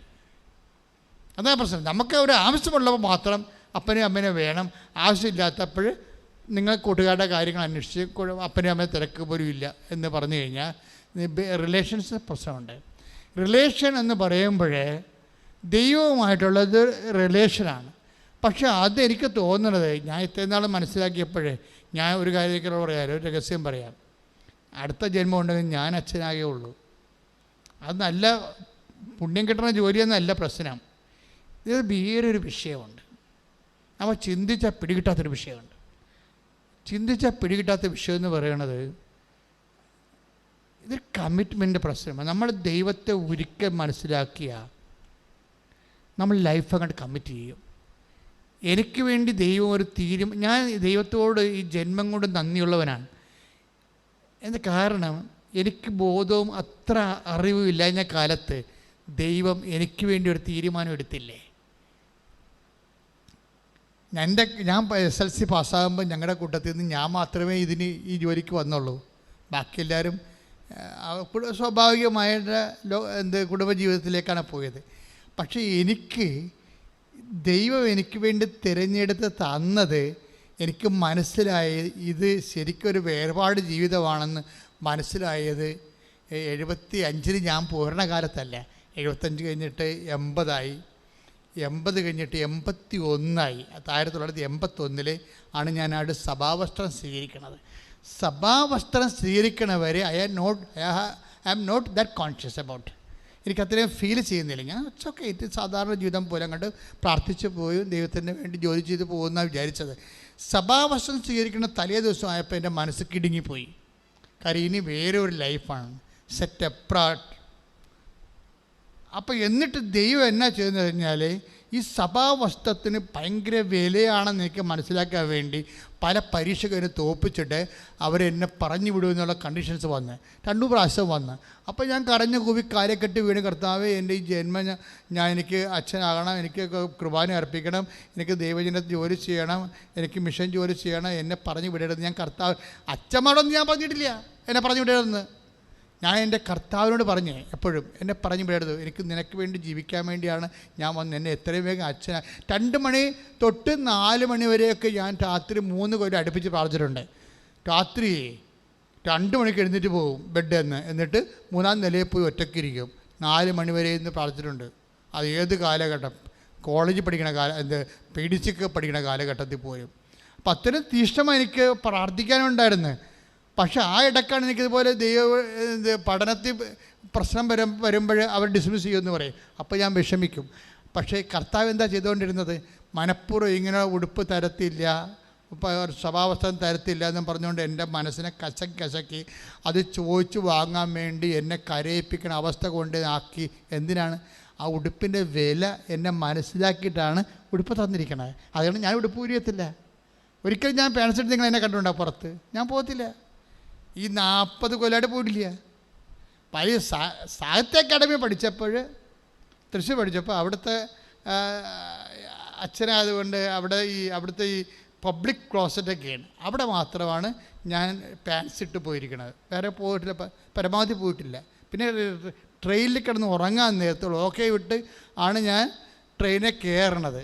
3-ാമത്തെ ചിലപ്പോൾ നമുക്ക് ബെർത്തൊക്കെ കിട്ടുമ്പോൾ അകല യാത്രയ്ക്ക് ചിലപ്പോൾ 3-ാമത്തെ നിലയിൽ കിട്ടത്തുള്ളൂ. അപ്പോൾ അവിടെ ചെന്ന് കിടന്നിട്ട് ഞാൻ ഉടുപ്പ് വരും. ഞാൻ ഇങ്ങനെ പറഞ്ഞതെന്ന് വെച്ചാൽ നമ്മൾക്ക് അതിനോട് അറ്റാച്ച്മെൻറ്റുള്ള രീതിയിലാണ് ദൈവം നമ്മളെ വളർത്തിയെടുത്തത്. ഇതിന് വരുന്ന വിഷയം എന്ന് പറയണത്, ഒരിക്കൽ നമ്മൾ ദൈവത്തെ മനസ്സിലാക്കി കഴിഞ്ഞാൽ ഇനി നിങ്ങളുടെ കാര്യം എന്നേക്കാൾ സന്തോഷമാണ്. നിങ്ങൾ കുടുംബജീവിതത്തിലുള്ളവരാണ്. എനിക്കാണെങ്കിൽ 1 മാസത്തിലൊക്കെ ഒരു പ്രശ്നം ഉണ്ടാകത്തുള്ളൂ. നിങ്ങൾക്ക് 1 ദിവസം ഒരു പ്രശ്നം ഉണ്ടാവും. അതാണ് വിഷയം. അതായത് എനിക്ക് വേണ്ട ഒരു പുണ്യം ഞാൻ നേടണമെങ്കിൽ 1 മാസത്തെ പറ്റത്തുള്ളൂ. നിങ്ങൾക്കാണെങ്കിൽ എപ്പോഴും വിഷയം ഉണ്ടാവും. കുടുംബത്തിൽ ജീവിക്കുന്നു, സമൂഹത്തിൽ ജീവിക്കുന്നു, അയൽവാസികളുടെ പ്രശ്നം, എല്ലാവരുമായിട്ട് പ്രശ്നമല്ലേ. കാരണം എല്ലാം നിങ്ങളുടെ മേക്കെട്ട് കയറാൻ വരും. ഞങ്ങളുടെ അധികം ആൾക്കാർ മേക്കെട്ട് കയറാൻ വരത്തില്ല. ഞാൻ പിന്നെ മേക്കെട്ട് കയറാമെന്നേ മിണ്ടത്തില്ല. അവിടെ പോയി കത്തിക്കൊന്നും ബാക്കി പിടിക്കത്തില്ല. ചിലപ്പോൾ തോറ്റു കൊടുക്കും. എന്താ കാര്യം? ഈശോ ജയിക്കേണ്ട കാരണം ഞാൻ എന്നെ ജയിപ്പിക്കാൻ വേണ്ടി ഞാൻ അങ്ങനെ നോക്കത്തില്ല. അങ്ങനെ ഒരു ന്യൂട്രലായിട്ട് നിൽക്കുകയുള്ളൂ. ചിലപ്പോൾ ചേട്ടാ മനസ്സ് ശരിയല്ലെന്നൊക്കെ പറയുന്നത്, അല്ലാതെ വേറെ ഒന്നും പറയത്തില്ല. എന്താ പ്രശ്നം വെച്ചാൽ ഒരു ഇഷ്യൂ അങ്ങനെ ക്രിയേറ്റ് ചെയ്ത അവിടെ എനിക്ക് ജയിക്കേണ്ട ആവശ്യമില്ല. അവിടെ ഞാൻ ജയിച്ച ചിലപ്പോൾ ഈശോ തോക്കുകയാണെങ്കിൽ തീർച്ചയായിട്ടും നമ്മൾ ജയിച്ചതുകൊണ്ട് പ്രയോജനമില്ലാതെ വരും. അപ്പോൾ അത് കുറച്ച് നാൾ നിങ്ങൾ പരിശീലിച്ച് കഴിയുമ്പോൾ മനസ്സിലാകും. ഒത്തിരി കാര്യങ്ങൾക്ക് പോയി നിങ്ങൾ വാക്കത്തിക്ക് വട്ടം പിടിക്കേണ്ട ആവശ്യമില്ല. കുറച്ചങ്ങാണ്ട് വിട്ടുകൊടുക്കുക. ദൈവത്തെ നിങ്ങൾ പ്രധാനപ്പെട്ട ആളായിട്ട് കണ്ടിട്ട് ദൈവം എൻ്റെ ജീവിതത്തിൽ എൻ്റെ വിശ്വാസം തോക്കരുത്, ഞാൻ തോറ്റാലും എൻ്റെ വിശ്വാസം തോക്കരുതെന്ന് പറയണം. അങ്ങനെ വന്നാൽ നിങ്ങൾ ഒരു പ്രശ്നവും നിങ്ങൾക്ക് ഉണ്ടാകത്തില്ല. ഞാൻ തോറ്റാലും എൻ്റെ വിശ്വാസം, കാര്യം എൻ്റെ വിശ്വാസം എന്ന് പറയുന്നത് എന്താണ്? എൻ്റെ ദൈവത്തിലാണ് ഞാൻ വിശ്വസിക്കുന്നത്. അപ്പം ദൈവമാണത്. വിശ്വാസം നിന്നെ എത്തിക്കണം, ദൈവത്തിലല്ലേ എത്തിക്കണത്. അപ്പോൾ അത് ഒരു നിലപാടിൻ്റെ ഭാഗമാണ്. ആധ്യാത്മിക ജീവിതം എന്ന് പറയുന്നത് കുറച്ചിങ്ങനെ കസ്തർക്കം മിസ്തർക്കം എന്നൊക്കെ പറഞ്ഞാൽ പ്രാർത്ഥിക്കണമല്ല, അത് സൈലൻ്റ് ആയിട്ടുള്ള ഒരു ഡിസ്പോസിഷനാണ്, നിലപാടാണത്. ഒരു നിശബ്ദ നിലപാടാണ് ആധ്യാത്മികത എന്ന് പറയുന്നത്. അത് നിനക്കും നിൻ്റെ ദൈവത്തിനും. എല്ലാവർക്കും അത് എക്സ്പ്ലെയിനബിളോ അല്ല എല്ലാവരോടും. അവർ പറയും ബുദ്ധിമോശം കാണിച്ചില്ല, മണ്ടത്തരമല്ലേ, ഇതെന്താണ് മറ്റുള്ള നമ്മുടെ വായുടെ അകത്ത് കയറി കൈ ഇട്ട് കഴിഞ്ഞാൽ സ്വാഭാവികമായിട്ട് അളം മുട്ടി ആരാണ് കടിക്കാത്തത്, നീ മനുഷ്യരാണെന്നൊക്കെ അത് ചോദിക്കും. That's okay. അമ്മ ഇതിനെല്ലാം പറ്റിയ ആളാണ്. അമ്മ ദൈവം നഷ്ടപ്പെട്ടു പോകാതിരിക്കാൻ വേണ്ടി ഒരിക്കൽ നഷ്ടപ്പെട്ടതിൻ്റെ അനുഭവം അവർക്ക് മനസ്സിലാക്കിയതാണ്. അവർക്ക് അത്ര ഉത്കണ്ഠയായിട്ട് ഉറങ്ങാത്ത രാത്രിയായിരുന്നു. 2ാമത്തെ ദിവസവും 3-ാം ദിവസമാണ് ഈശോനെ കണ്ടുമുട്ടുന്നത്. അപ്പോൾ ഉത്കണ്ഠ കൊണ്ട് ഉറങ്ങാതെ കിടന്ന ദിവസമാണ്. അപ്പോൾ ദൈവം നഷ്ടപ്പെടുന്നത് എന്താണെന്ന് ഈ അമ്മയ്ക്കറിയാം. അതുകൊണ്ട് അമ്മ എപ്പോഴും ഹൃദയത്തിൽ സംഗ്രഹിക്കുകയുള്ളൂ. കാര്യം ഞാൻ ജയിച്ചിട്ടോ ഞാൻ ദൈവം നഷ്ടപ്പെടരുത് എന്നുള്ള ഒരു ചിന്ത. ആധ്യാത്മിക ജീവിതം സത്യസന്ധമായ ഒരു നിലപാടുകളാണ്. ഞാൻ എന്താ ഇങ്ങനെ പറഞ്ഞതെന്ന് വെച്ച് കഴിഞ്ഞാൽ, എപ്പോഴും സന്തോഷമായിരിക്കുക, ഇടതടവില്ലാതെ പ്രാർത്ഥിക്കുക. ഈ മുത്തേടൻ അച്ഛൻ ബൈബിൾ തർജ്ജിമ ചെയ്തപ്പോൾ പറഞ്ഞത് ഭഗ്നാശരാകാതെ നിരന്തരം പ്രാർത്ഥിക്കാനുള്ള പുതിയ സംസ്കൃത വാക്കൊന്നും അല്ല പുള്ളിക്കാരൻ പറഞ്ഞത്, മടുപ്പ് കൂടാതെ പ്രാർത്ഥിക്കണമെന്ന്. അതാണ് എനിക്കിഷ്ടം. ഞാൻ ഈ POC-ക്കാരൻ്റെ തർജ്ജിമയേക്കാൾ ഞാൻ ഇന്നും മനസ്സിൽ കൊണ്ടുവയ്ക്കണ മുത്തേടൻ ഉൾഗാത്തായി നേരിട്ട് എടുത്തിട്ട് നാട്ടുഭാഷയെ സംസാരിക്കും. മടുപ്പ് കൂടാതെ പ്രാർത്ഥിക്കാൻ അവൻ അവരോട് ഇപ്പോൾ പറഞ്ഞു. അപ്പോൾ അത് സ്വാഭാവികമാണ്, മനുഷ്യൻ്റെ അനുഭവമായിട്ട് ബന്ധമാണത്. പ്രാർത്ഥനയ്ക്ക് ഉള്ളിടത്തോളം മടുപ്പ് വേറെ എന്തിനുണ്ട്? വേറെ ഒന്നിനുമില്ല. ഈ ലോകത്ത് നമുക്ക് ഏറ്റവും കൂടുതൽ മടുപ്പുള്ള സംഭവം എന്താണ്? പ്രാർത്ഥനയാണ്. കഴിഞ്ഞ ദിവസങ്ങളിൽ അവൻ്റെ പേരെന്താ, ഇമ്മാനുവൽ ഇവിടെ ഒരു 22 വയസ്സാണ് പയ്യൻ വന്നിവിടെ. അപ്പം ഇമ്മാനുവൽ വന്ന് ഇമ്മാനുവലിൻ്റെ ചേച്ചി ഉടമ്പടി എടുത്തിട്ട് അവൾ ലിഫ്റ്റ് ചെയ്ത്, അമ്മയുടെ രൂപ അറിയാമല്ല, അമ്മ ഇങ്ങനെ പിടിച്ചോണ്ട് പോകുന്നത് ലിഫ്റ്റ് ചെയ്ത് കളയും. നടന്ന് കയറാൻ പറ്റാത്തവരാണ് പിള്ളേരെ നമ്മൾ എന്ത് ചെയ്യും? അമ്മമാർ ഇപ്പോൾ അമ്മയും കുഞ്ഞും കൂടി പള്ളിയിൽ പോയി, 2 വയസ്സുള്ള കൊച്ചും കൂടി പള്ളിയിൽ കൂടി പോയി, അല്ലെങ്കിൽ അവനത് പനിയാണ്, അത് നടന്നിട്ട് കയറണില്ല, അമ്മ എന്ത് ചെയ്യും? എടുക്കും. ഇത് തന്നെ നിന്നോട് അമ്മ ചെയ്യും. അവൻ്റെ ചേച്ചിയെ ലിഫ്റ്റ് ചെയ്ത് നടന്ന് വരികയാണെന്ന് മനസ്സിലായപ്പോൾ അമ്മ അരയിലെടുത്തുകൊണ്ട് ജർമ്മനി കൊണ്ടുപോയി. അപ്പോൾ ഇമ്മാനുവലിന് വിശ്വാസമായി, ഞാനും ഒരു പൊട്ടനാട് ജീവിക്കുകയാണ്, എനിക്ക് നടക്കാൻ പറ്റത്തില്ല, അതുകൊണ്ട് ഞാനും വന്ന് ഉടമ്പടി എടുക്കാമെന്ന് വിചാരിച്ചു. അപ്പോൾ ഒരു വീട്ടിൽ നിന്ന് 2 പേർക്ക് ഉടമ്പടി എടുക്കാൻ പറ്റുകയെന്ന് അറിയാമെങ്കിൽ ഇമ്മാനുവലിന് ഉടമ്പടി എടുക്കണം. ചേച്ചി പോയി രക്ഷപ്പെട്ട പോലെ എനിക്കും രക്ഷപ്പെട്ടത് പറഞ്ഞ് അവൻ ഇവിടെ വന്ന്. അപ്പോൾ ഇവിടെ വന്നപ്പോൾ ഒരു സ്ത്രീ സ്വരം വളരെ ഭവ്യവും സ്വർഗീയവുമായി, ഇമ്മാനുവൽ കയറി വരൂ. അവൻ ഞെട്ടിപ്പോയി. ഇമ്മാനുവൽ കയറി വരൂ. അത്രയും കൊതിയോടുകൂടി കൃപാസനം മാതാവ് ആരോ ആണെന്ന് അവൻ ചിന്തിച്ചും ധ്യാനിച്ചും പ്രാർത്ഥിച്ചും ഈ അമ്മയുടെ സ്റ്റെപ്പ് ചവിട്ടിയപ്പോൾ അവൻ വിളിച്ചു, ഇമ്മാനുവൽ. അപ്പോൾ എൻ്റെ പേര് വിളിക്കാൻ ആരാണെന്ന് നോക്കിയിട്ട് അവന് പരിചയമുള്ള ആരും ഇവിടെ ഇല്ല. അതാണ്, അവന് പരിചയമുള്ള ആരുമില്ല, ബന്ധുക്കളിലെ സ്വന്തപ്പെട്ട കൂട്ടുകാർ ആരുമില്ല. ഇവിടെ വരുമ്പോൾ ഇമ്മാനുവൽ കയറി വരൂ. അത് കൃപാസന അമ്മ ഒരു സാന്നിധ്യമാണ് ശരിക്കും പറഞ്ഞാൽ. അതൊരു ആശയമോ ഒരു തിരുസ്വരൂപമോ ഒന്നുമല്ല, അതൊരു സാന്നിധ്യമാണ്. അത് ഉടമ്പടിയിലൂടെയാണ് നമുക്ക് ഈ സാന്നിധ്യം. നിങ്ങൾക്കറിയാമല്ലോ ഉടമ്പടി നിങ്ങൾ ഉടമ്പടിയിലൊരു 10,000 സാക്ഷി നമ്മുടെ കയ്യിലുണ്ട്. 10,000 ഒന്നും അല്ല കേട്ടോ. ഈ സഭയിൽ ഇതുപോലെ സാക്ഷ്യമുള്ളൊരു പ്രയറില്ല, അത് നിങ്ങൾക്കറിയാം. എന്തുമാത്രം വെബ്സൈറ്റിൽ നിങ്ങൾക്ക് പരിചയമുള്ളതാണ്. നമുക്ക് ഒരു ദിവസം തന്നെ 25 സാക്ഷ്യം അപ്പ് ചെയ്യാൻ പറ്റിയ സാക്ഷ്യമുണ്ട്. 25 സാക്ഷ്യം അപ്പ് ചെയ്യാൻ പറ്റി. അപ്പോഴേ ഇത്രയും സാക്ഷ്യങ്ങൾ ഇങ്ങനെ വരുമ്പോഴാണ് സ്വാഭാവികമായി നമുക്ക് വരുന്ന ഒരു വിഷയം, ദൈവത്തിൻ്റെ ഏറ്റവും വലിയ അനുഗ്രഹം ഈ സാക്ഷ്യങ്ങളാണ്. രോഗം സുഖപ്പെടുക, അല്ലേ? ഇപ്പം ഇമ്മാനുവൽ കയറി വരാൻ പറഞ്ഞില്ലേ, സെക്കൻഡുകൾക്കുള്ളിൽ ആൾ IELTS പാസ്സാക്കി പാക്ക് ചെയ്ത് ആൾ പോയി. ചേച്ചിയുടെ അതേ കോളേജിൽ തന്നെ പോയി, ജർമ്മനിയിൽ. സ്പീഡ് അതായത് എടുക്കുമ്പോൾ നമുക്കറിയാൻ പറ്റുമേ, നടന്നു വരുമ്പോൾ സ്പീഡ് കുറവായി. അപ്പോൾ കൈയൊക്കെ പിടിച്ച് നടത്തും ദൈവം, പക്ഷേ എടുക്കുമ്പോൾ അറിയാൻ പറ്റും. സ്പീഡ് വിത്തിൻ 2 വീക്കൊക്കെ ഈ സംഭവം സെറ്റ് ചെയ്ത് പോകും. ചിലപ്പോൾ ഒരു ഇരിക്കുമ്പോൾ തന്നെ നമ്മൾ ഉടമ്പടിയിൽ എഴുതുമ്പോൾ തന്നെ സെറ്റാകും. അത് ലിഫ്റ്റ് ചെയ്യണമാണ്. അത് വല്ലാത്ത അങ്ങനെ കോരിയെടുക്കും. എടുത്ത് പിന്നെ നമ്മളുടെ ശക്തിയിലല്ല, നിങ്ങൾ എനിക്ക് തോന്നുന്നത് സറണ്ടർ ചെയ്യണമെന്നാണ് തോന്നുന്നത്.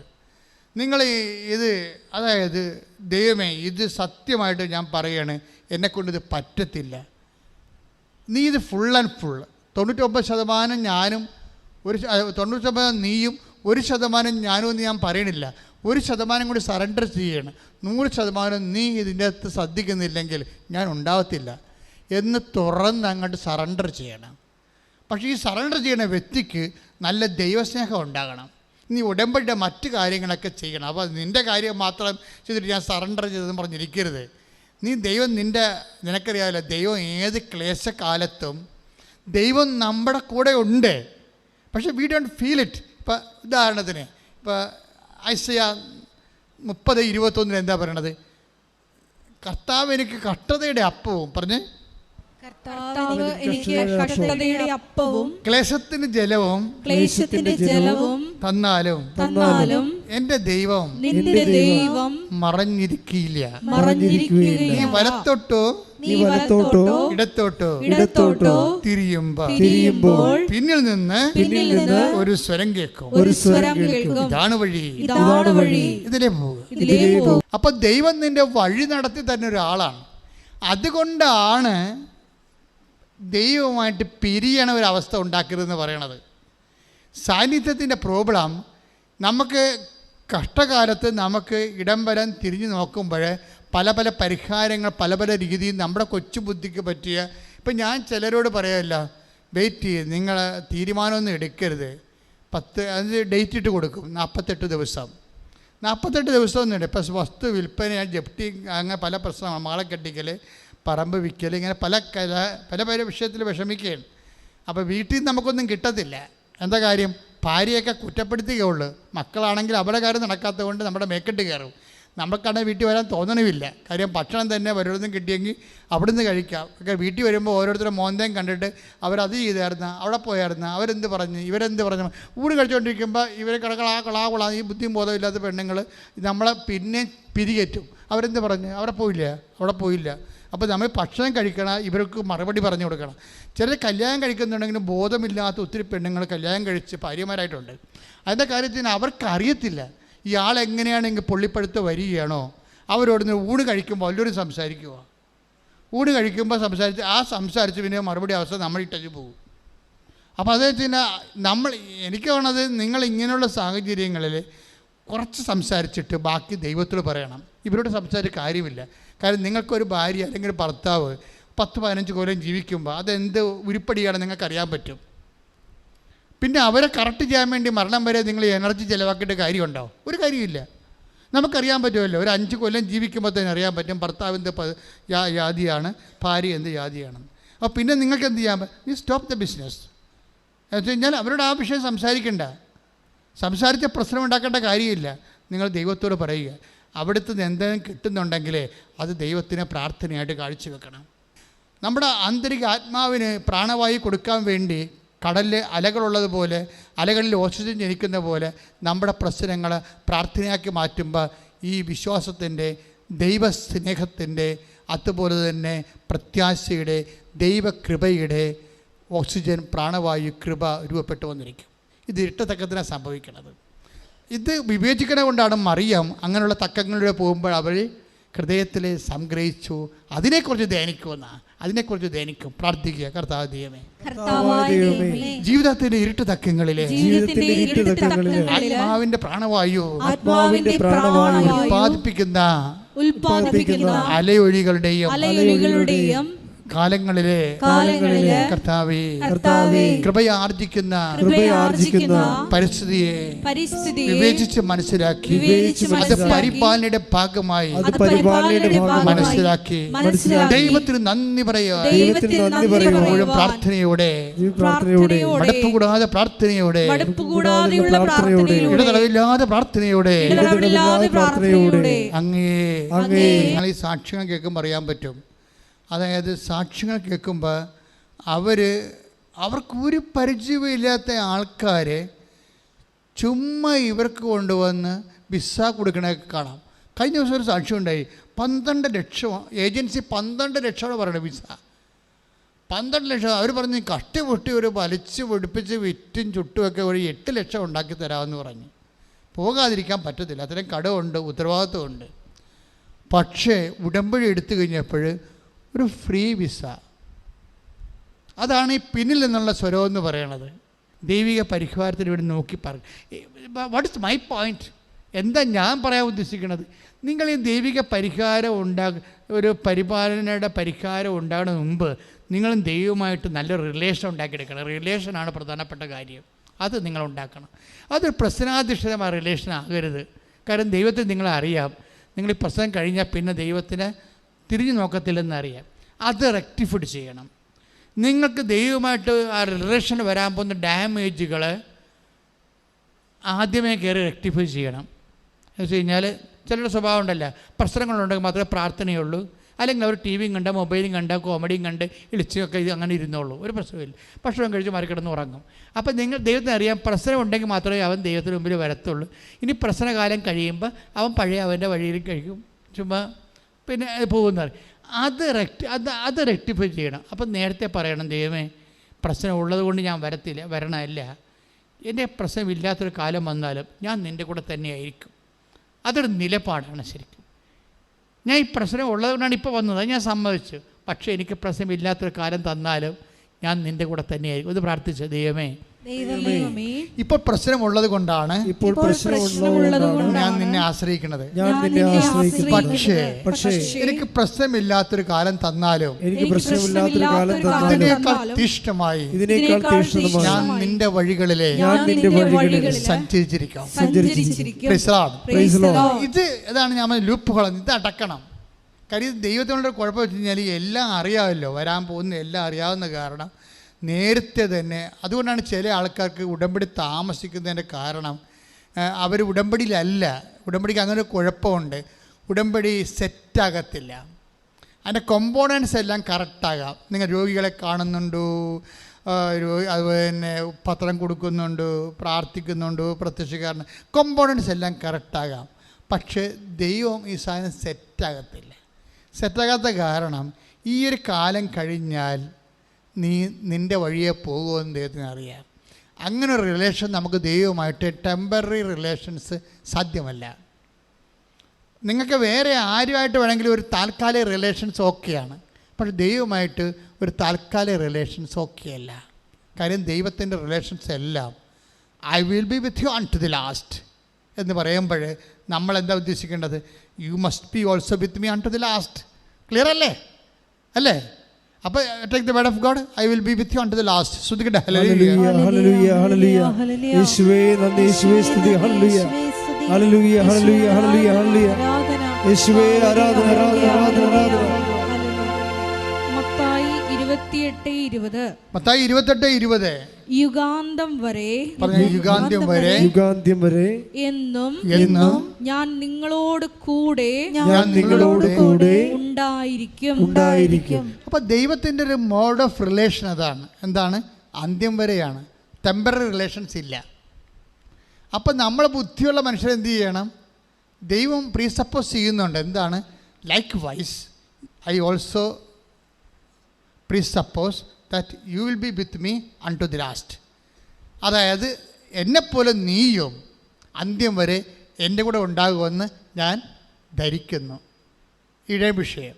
അതുകൊണ്ട് തന്നെ ദൈവമായ റിലേഷൻസ് ഒരു ശാശ്വത റിലേഷൻസ് ആക്കി മാറ്റാൻ നോക്കണം. കാര്യം ഈ സാന്നിധ്യം ശാശ്വതമായിട്ടാണ് പോണത്. Take the word of God. സാന്നിധ്യം സന്തോഷവും തമ്മിൽ ബന്ധമുണ്ട്. സങ്കീർത്തനം 16:8 മുതൽ 11 വരെ. കർത്താവ് എപ്പോഴും എൻ്റെ കൺമുമ്പിലുണ്ട്. ക്ലിയർ പറഞ്ഞേ. കർത്താവ് എപ്പോഴും എൻ്റെ കൺമുമ്പിൽ ഉണ്ട്. അവിടുന്ന് എൻ്റെ വലതുഭാഗത്തുള്ളത് കൊണ്ട് ഞാൻ കുലുങ്ങുകയില്ല. അതിനാൽ എൻ്റെ ഹൃദയം സന്തോഷിക്കുകയും അന്തരംഗം ആനന്ദം കൊള്ളുകയും ചെയ്യുന്നു. എന്റെ ശരീരം സുരക്ഷിതമായി വിശ്രമിക്കുന്നു. അവിടുന്ന് എന്നെ പാതാളത്തിൽ തള്ളുകയില്ല. അങ്ങയുടെ പരിശുദ്ധൻ ജീർണിക്കാൻ അനുവദിക്കുകയില്ല. അങ്ങ് എനിക്ക് ജീവന്റെ മാർഗം കാണിച്ചു തരുന്നു. അങ്ങയുടെ സന്നിധിയിൽ ആനന്ദത്തിന്റെ പൂർണ്ണതയുണ്ട്. അങ്ങയുടെ വലത് കൈയിൽ ശാശ്വതമായ സന്തോഷമുണ്ട്. ഇന്ന് പ്രോബ്ലം വെച്ച് കഴിഞ്ഞാൽ ഈ സങ്കീർത്തനം വായിക്കൊക്കെ മനസ്സിലാകണത് ഈ സന്തോഷം ദൈവം നൽകുന്നത് ശാശ്വതമായ സന്തോഷത്തെയാണ് ദൈവം ഉന്നം വെക്കണത്, ടെമ്പററി അല്ല. ഇപ്പോൾ ഒരു ബിയർ അടിക്കുമ്പോൾ ഉണ്ടാകുന്ന കിക്കും അത് കഴിഞ്ഞ് ആ കിക്ക് കഴിഞ്ഞിട്ട് നിങ്ങൾ നല്ല ബൊത്തിയും ബോധം വരുമ്പോൾ കൂളായിട്ടിരിക്കണില്ലേ? ചില ആൾക്കാർ പിന്നെയും പോയി അടിക്കും. അങ്ങനെ ഉള്ള കൊച്ചു കൊച്ചു സന്തോഷം, കൊച്ചു കൊച്ചു കിക്കല്ല സംഭവം. ദൈവവുമായിട്ടുള്ള ബന്ധം, റിലേഷൻസ് ശാശ്വതമാണ്. അത് എവിടെ നിന്നാണ് വരുന്നത്? സാന്നിധ്യത്തിൽ നിന്നാണ് വരുന്നത്. ശാശ്വതമായ സാന്നിധ്യത്തിൻ്റെ സമ്പൂർണ്ണ ബലമെന്ന് പറയണത് ആ സന്തോഷമാണ് ശരിക്കും പറഞ്ഞാൽ. ഇപ്പം നമ്മുടെ സന്തോഷത്തിൻ്റെ അവിടെ അങ്ങനെ ഒരു ബൈബിൾ അങ്ങനെ വചനമുണ്ട് അല്ലേ, 16:11 എന്താ പറയണത്? അതായത് അങ്ങയുടെ തിരുസന്നിധി സന്തോഷത്തിൻ്റെ പൂർണ്ണതയുണ്ട്. സന്തോഷത്തിൻ്റെ പൂർണ്ണത എങ്ങനെയാണ്? നീ എൻ്റെ വലതുവശത്തുണ്ട്, നീ എൻ്റെ കൺമുമ്പിലുണ്ട്. എന്താണ്? സാന്നിധ്യമാണ് സന്തോഷത്തിൻ്റെ പൂർണ്ണത. ഒന്ന് പറഞ്ഞേ. സാന്നിധ്യമാണ് സന്തോഷത്തിന്റെ പൂർണ്ണത. ഉടമ്പടി എന്ന് പറയുന്നത് ഒരു പൂർണ്ണതയുടെ പ്രാർത്ഥനയാണ്. എന്താ കാര്യം? അതൊരു നെറ്റിഫെറ്റ് സാന്നിധ്യമാണ്. നിങ്ങൾ പറയുന്ന IELTS പാസ്സായി, ജർമ്മനിയിൽ പോയി, വസ്തു വിറ്റു, വഴി കിട്ടി എന്നൊക്കെ പറഞ്ഞത് തന്നെയില്ല. അങ്ങനെ കൊച്ചു കൊച്ചു പരിപാടികളൊന്നുമില്ല. അതൊക്കെ വലിയ പരിപാടി, നിങ്ങളെ സംബന്ധിച്ചിടത്തോളം വലിയ പരിപാടി തന്നെയായിരിക്കും. പക്ഷേ ദൈവം ഉദ്ദേശിക്കുമ്പോഴേ അതിൽ നിന്ന് ലഭിക്കുന്നതിനേക്കാളും ഇപ്പം നിങ്ങൾക്ക് എന്തുമാത്രം ദൈവാനുഗ്രഹങ്ങൾ കിട്ടിയിരിക്കുന്നത്. അന്നൊക്കെ നിങ്ങൾക്ക് നല്ല സന്തോഷം ഉണ്ടായിരുന്നു. ഇപ്പം ഏതാണ് ദൈവാനുഗ്രഹം കിട്ടിയത്, എന്തിനാണ് സന്തോഷം ഉണ്ടായത് പോലും ഇപ്പോൾ ഓർക്കണില്ല. സന്തോഷം പോലും മറന്നുപോയി. ശാശ്വതമായ സന്തോഷം സാന്നിധ്യത്തിൽ നിന്നുണ്ടാകുന്നതാണ്, ശാശ്വതമായ. അതുകൊണ്ട് ഉടമ്പടിയിലൂടെയാണ് ദൈവം ശാശ്വതമായ സന്തോഷം സാന്നിധ്യം വാഗ്ദാനം ചെയ്യണത്. ഇപ്പോൾ ഉടമ്പടി നിങ്ങൾ വസ്തു വിൽക്കണമെന്നും പറഞ്ഞാൽ IELTS പാസ്സാകണമെന്ന് പറഞ്ഞാൽ എഴുതുന്നത്. പക്ഷേ ദൈവം ഉദ്ദേശിക്കുന്നത് സാന്നിധ്യമാണ്. അപ്പോൾ നിങ്ങൾ സാന്നിധ്യത്തിന് വേണ്ടിയാണ് പ്രൈമറി ആയിട്ട് നിങ്ങൾ ദൈവതിരുസേന വെക്കുന്നുണ്ടെങ്കിൽ ദൈവം പറയും, ഇപ്പോഴും നീ ഗോട്ട് ദ പോയിന്റ്, ഇപ്പം നിങ്ങൾ കറക്റ്റ് കാര്യങ്ങൾ ചെയ്തെന്ന് പറയും. എന്താ കാര്യം? സാന്നിധ്യമാണ് ദൈവം ഉദ്ദേശിക്കുന്നത്. നമ്മുടെ മറ്റ് കല്യാണം നടക്കുക, കുഞ്ഞുങ്ങളുണ്ടാവുക, പഠനത്തിൽ ജയിക്കുക എന്നുള്ളതെല്ലാം ടെമ്പററി സംഭവമാണ്. ദൈവം അതിനേക്കാൾ വലുതാണ് ഉദ്ദേശിക്കുന്നത്. എന്താണ് ഉദ്ദേശിക്കുന്നത്? സാന്നിധ്യമാണ്. അപ്പോൾ ഈ സാന്നിധ്യത്തിന് വേണ്ടിയാണ് നിങ്ങൾ ക്രേവ് ചെയ്യേണ്ടത്. ഒന്ന് പ്രാർത്ഥിച്ചേ. കർത്താവേ, ഉടമ്പടി വഴി അങ്ങ് വാഗ്ദാനം ചെയ്യുന്ന ഏറ്റവും വലിയ വാഗ്ദാനമായ അങ്ങയുടെ സാന്നിധ്യത്തിനായി ഞാൻ കൊതിക്കുന്നു. കർത്താവേ, നിന്റെ സാന്നിധ്യത്തിൽ ശാശ്വതമായി അനുഭവിച്ചുകൊണ്ട് സമ്പൂർണ്ണ സന്തോഷം അനുഭവിക്കുവാൻ എന്നെ അഭിഷേകം ചെയ്യണം.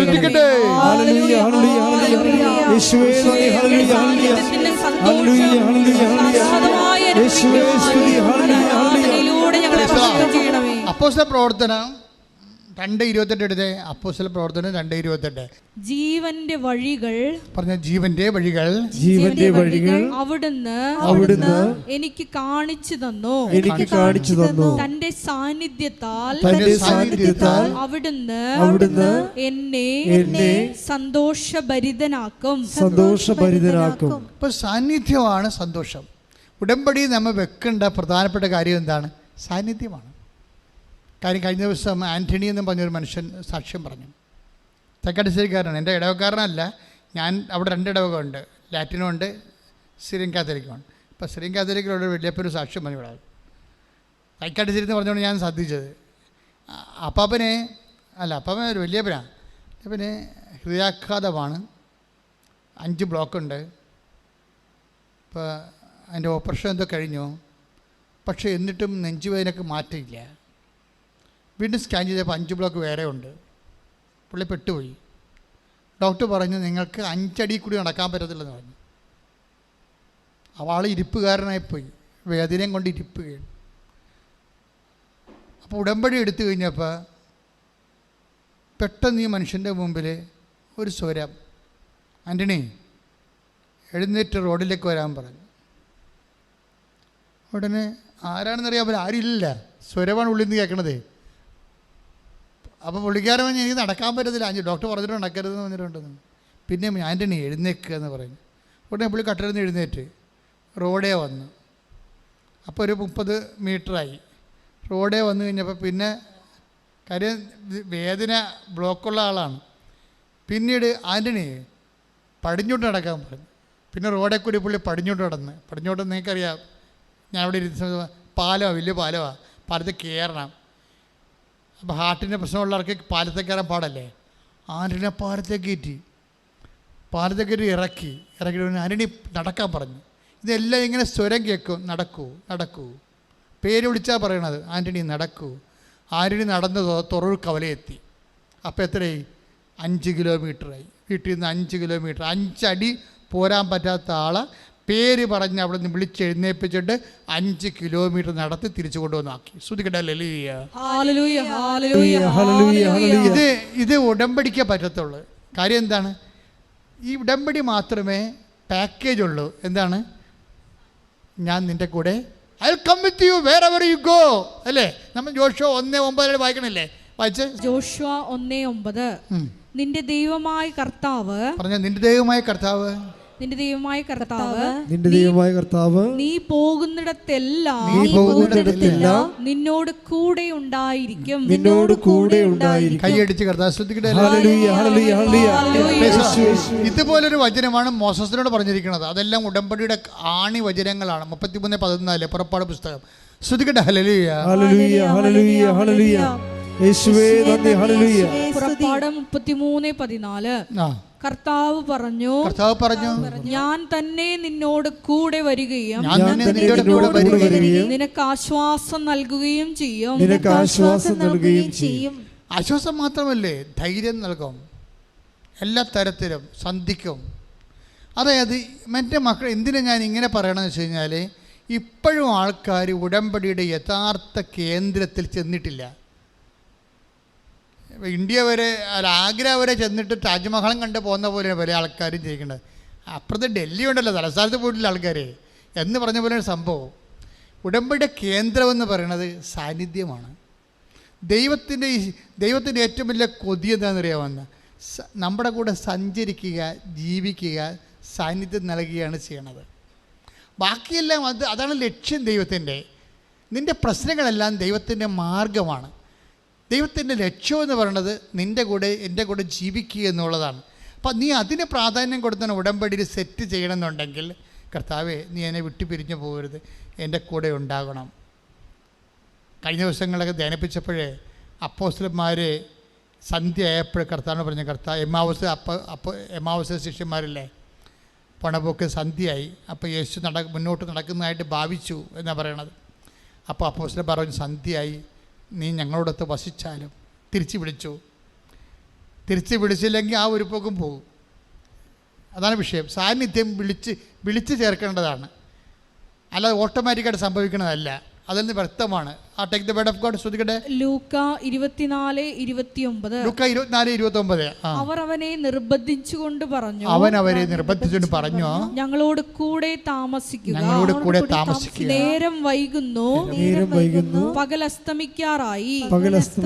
അവൻ അവരോട് കൂടെ താമസിക്കുവാൻ കയറി. നമുക്കൊക്കെ വരുന്നൊരു പ്രശ്നമുണ്ടല്ലോ, നേരെ എപ്പോൾ വേണമെങ്കിലും വൈകാം. 5 മണി വരെ 6 മണി വരെ കാത്തിരിക്കേണ്ട കാര്യമില്ല. രാവിലെ അതിന് നേരം വൈകും. നമുക്ക് രാവിലെ അതിന് എഴുന്നേൽക്കുമ്പോൾ തന്നെ കുഞ്ഞിന് കഴിഞ്ഞ ദിവസം കണ്ടില്ലേ, ആ കുഞ്ഞിന്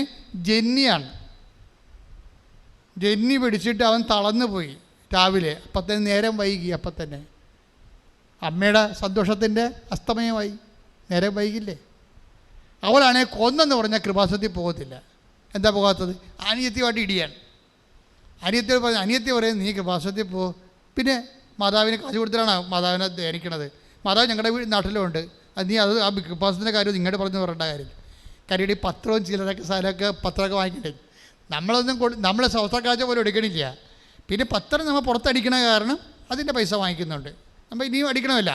പക്ഷേ എന്താ പ്രോബ്ലം വെച്ച് കഴിഞ്ഞാൽ അല്ലാതെ ഒരു സാധനവും സംഭാവനയോ സ്വസ്ഥക്കാഴ്ച ഒരു സാധനം നിങ്ങൾക്കത് വായിക്കണില്ലല്ലോ. ഇവിടെ ആരും വേണ്ടി നിൽക്കണ വില എഴുതി വെച്ചിട്ട് കുർബാന പണം എഴുതി വെച്ചിട്ടില്ല ഇവിടെ. ഞങ്ങൾക്ക് വേണമെങ്കിൽ ഒരു 30 ലക്ഷം രൂപ യൂട്യൂബിൽ നിന്ന് ഉണ്ടാക്കാം ഒരു മാസം, അത്രയും വരുമാനം മേടിക്കും. അത് വാങ്ങിക്കണില്ല.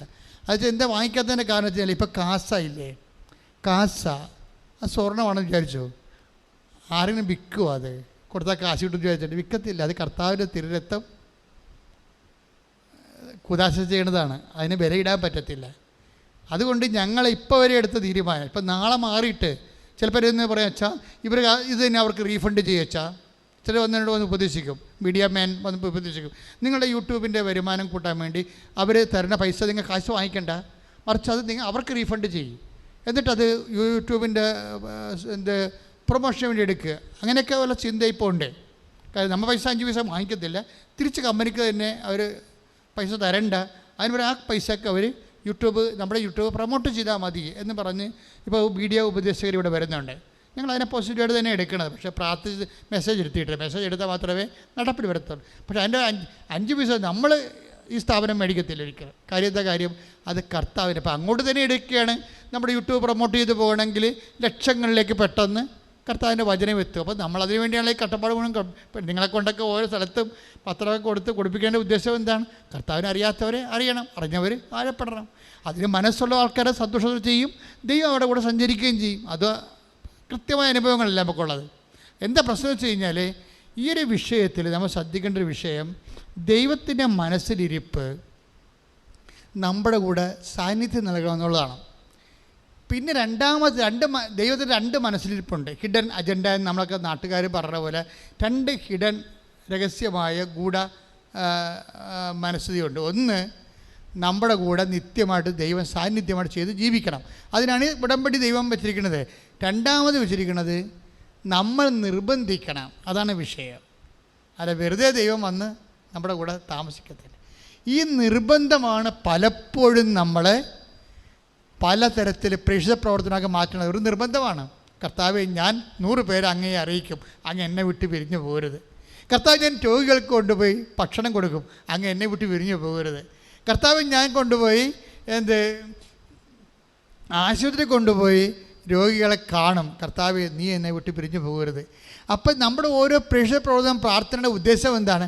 കർത്താവ്, നീ എൻ്റെ കൂടെ വസിക്കണമേ. എല്ലാ പ്രേക്ഷിത പ്രവർത്തനവും നീ നിൻ്റെ പരീക്ഷ, വീട്, വസ്തു അതൊക്കെ കർത്താവ് നോക്കിക്കൊള്ളും. നീ പ്രാധാന്യം കൊടുക്കണം എന്താണ്? കർത്താവെ, ഞങ്ങളോടൊത്ത് വസിക്കുക. കാരണം എന്താണ്? നേരം വൈകുന്നു, സൂര്യൻ അസ്തമിക്കാറായി. ഓരോ നിമിഷവും അസ്തമയം വരുമ്പോൾ കർത്താവിനെ വിളിക്കാൻ കാലമായെന്ന് ചിന്തിച്ചിട്ട് അത് വെറുതെ വിളിച്ചോണ്ടിരിക്കാൻ പറ്റത്തില്ല. അതിന് പകരം നമ്മൾ പ്രവർത്തിച്ച് പ്രേക്ഷിത പ്രവർത്തനങ്ങളിലൂടെ കർത്താവിനെ നിർബന്ധിക്കുകയാണ്. എന്തിനാണ്? നമ്മുടെ കൂടെ വസിക്കാൻ. കാര്യം ഉടമ്പടിയുടെ ആത്യന്തികമായ ലക്ഷ്യം എന്താണ്? സാന്നിധ്യം. പ്രാർത്ഥിക്കുക, കർത്താവേ ഉടമ്പടിയുടെ ഏറ്റവും വലിയ ദൈവിക ലക്ഷ്യമായ ദൈവ സാന്നിധ്യത്തിലെ ജീവിക്കാൻ വേണ്ടി എന്റെ പ്രാർത്ഥനാ ജീവിതത്തെ, പ്രേക്ഷിത പ്രവർത്തനങ്ങളെ, ഉടമ്പടി ജീവിത രീതി അങ്ങ് പൂർണ്ണമായി പ്രയോജനപ്പെടുത്തിക്കൊണ്ട് എന്നിൽ വസിക്കണമേ. എന്റെ സഹസഞ്ചാരിയായി കൂടെ നടക്കണമേ. അറിയാതെ ഇനി ആശുപത്രിയിലോട്ട് വരണ്ട, ഇനി എന്താണ് മരുന്ന് അറിയാൻ പാടില്ലാതെ ഡോക്ടർ പോലും ഞങ്ങളുടെ മുഖത്ത് നോക്കി ഉത്കണ്ഠപ്പെടുന്ന സമയങ്ങളിൽ ഞങ്ങളുടെ നേരം വൈകുന്നു. അപ്പ നാടാ, ഈ നിമിഷം സൗഖ്യമായി, ഈ നിമിഷം കരുത്തായി ഞങ്ങളുടെ കൂടെ വസിക്കണമേ.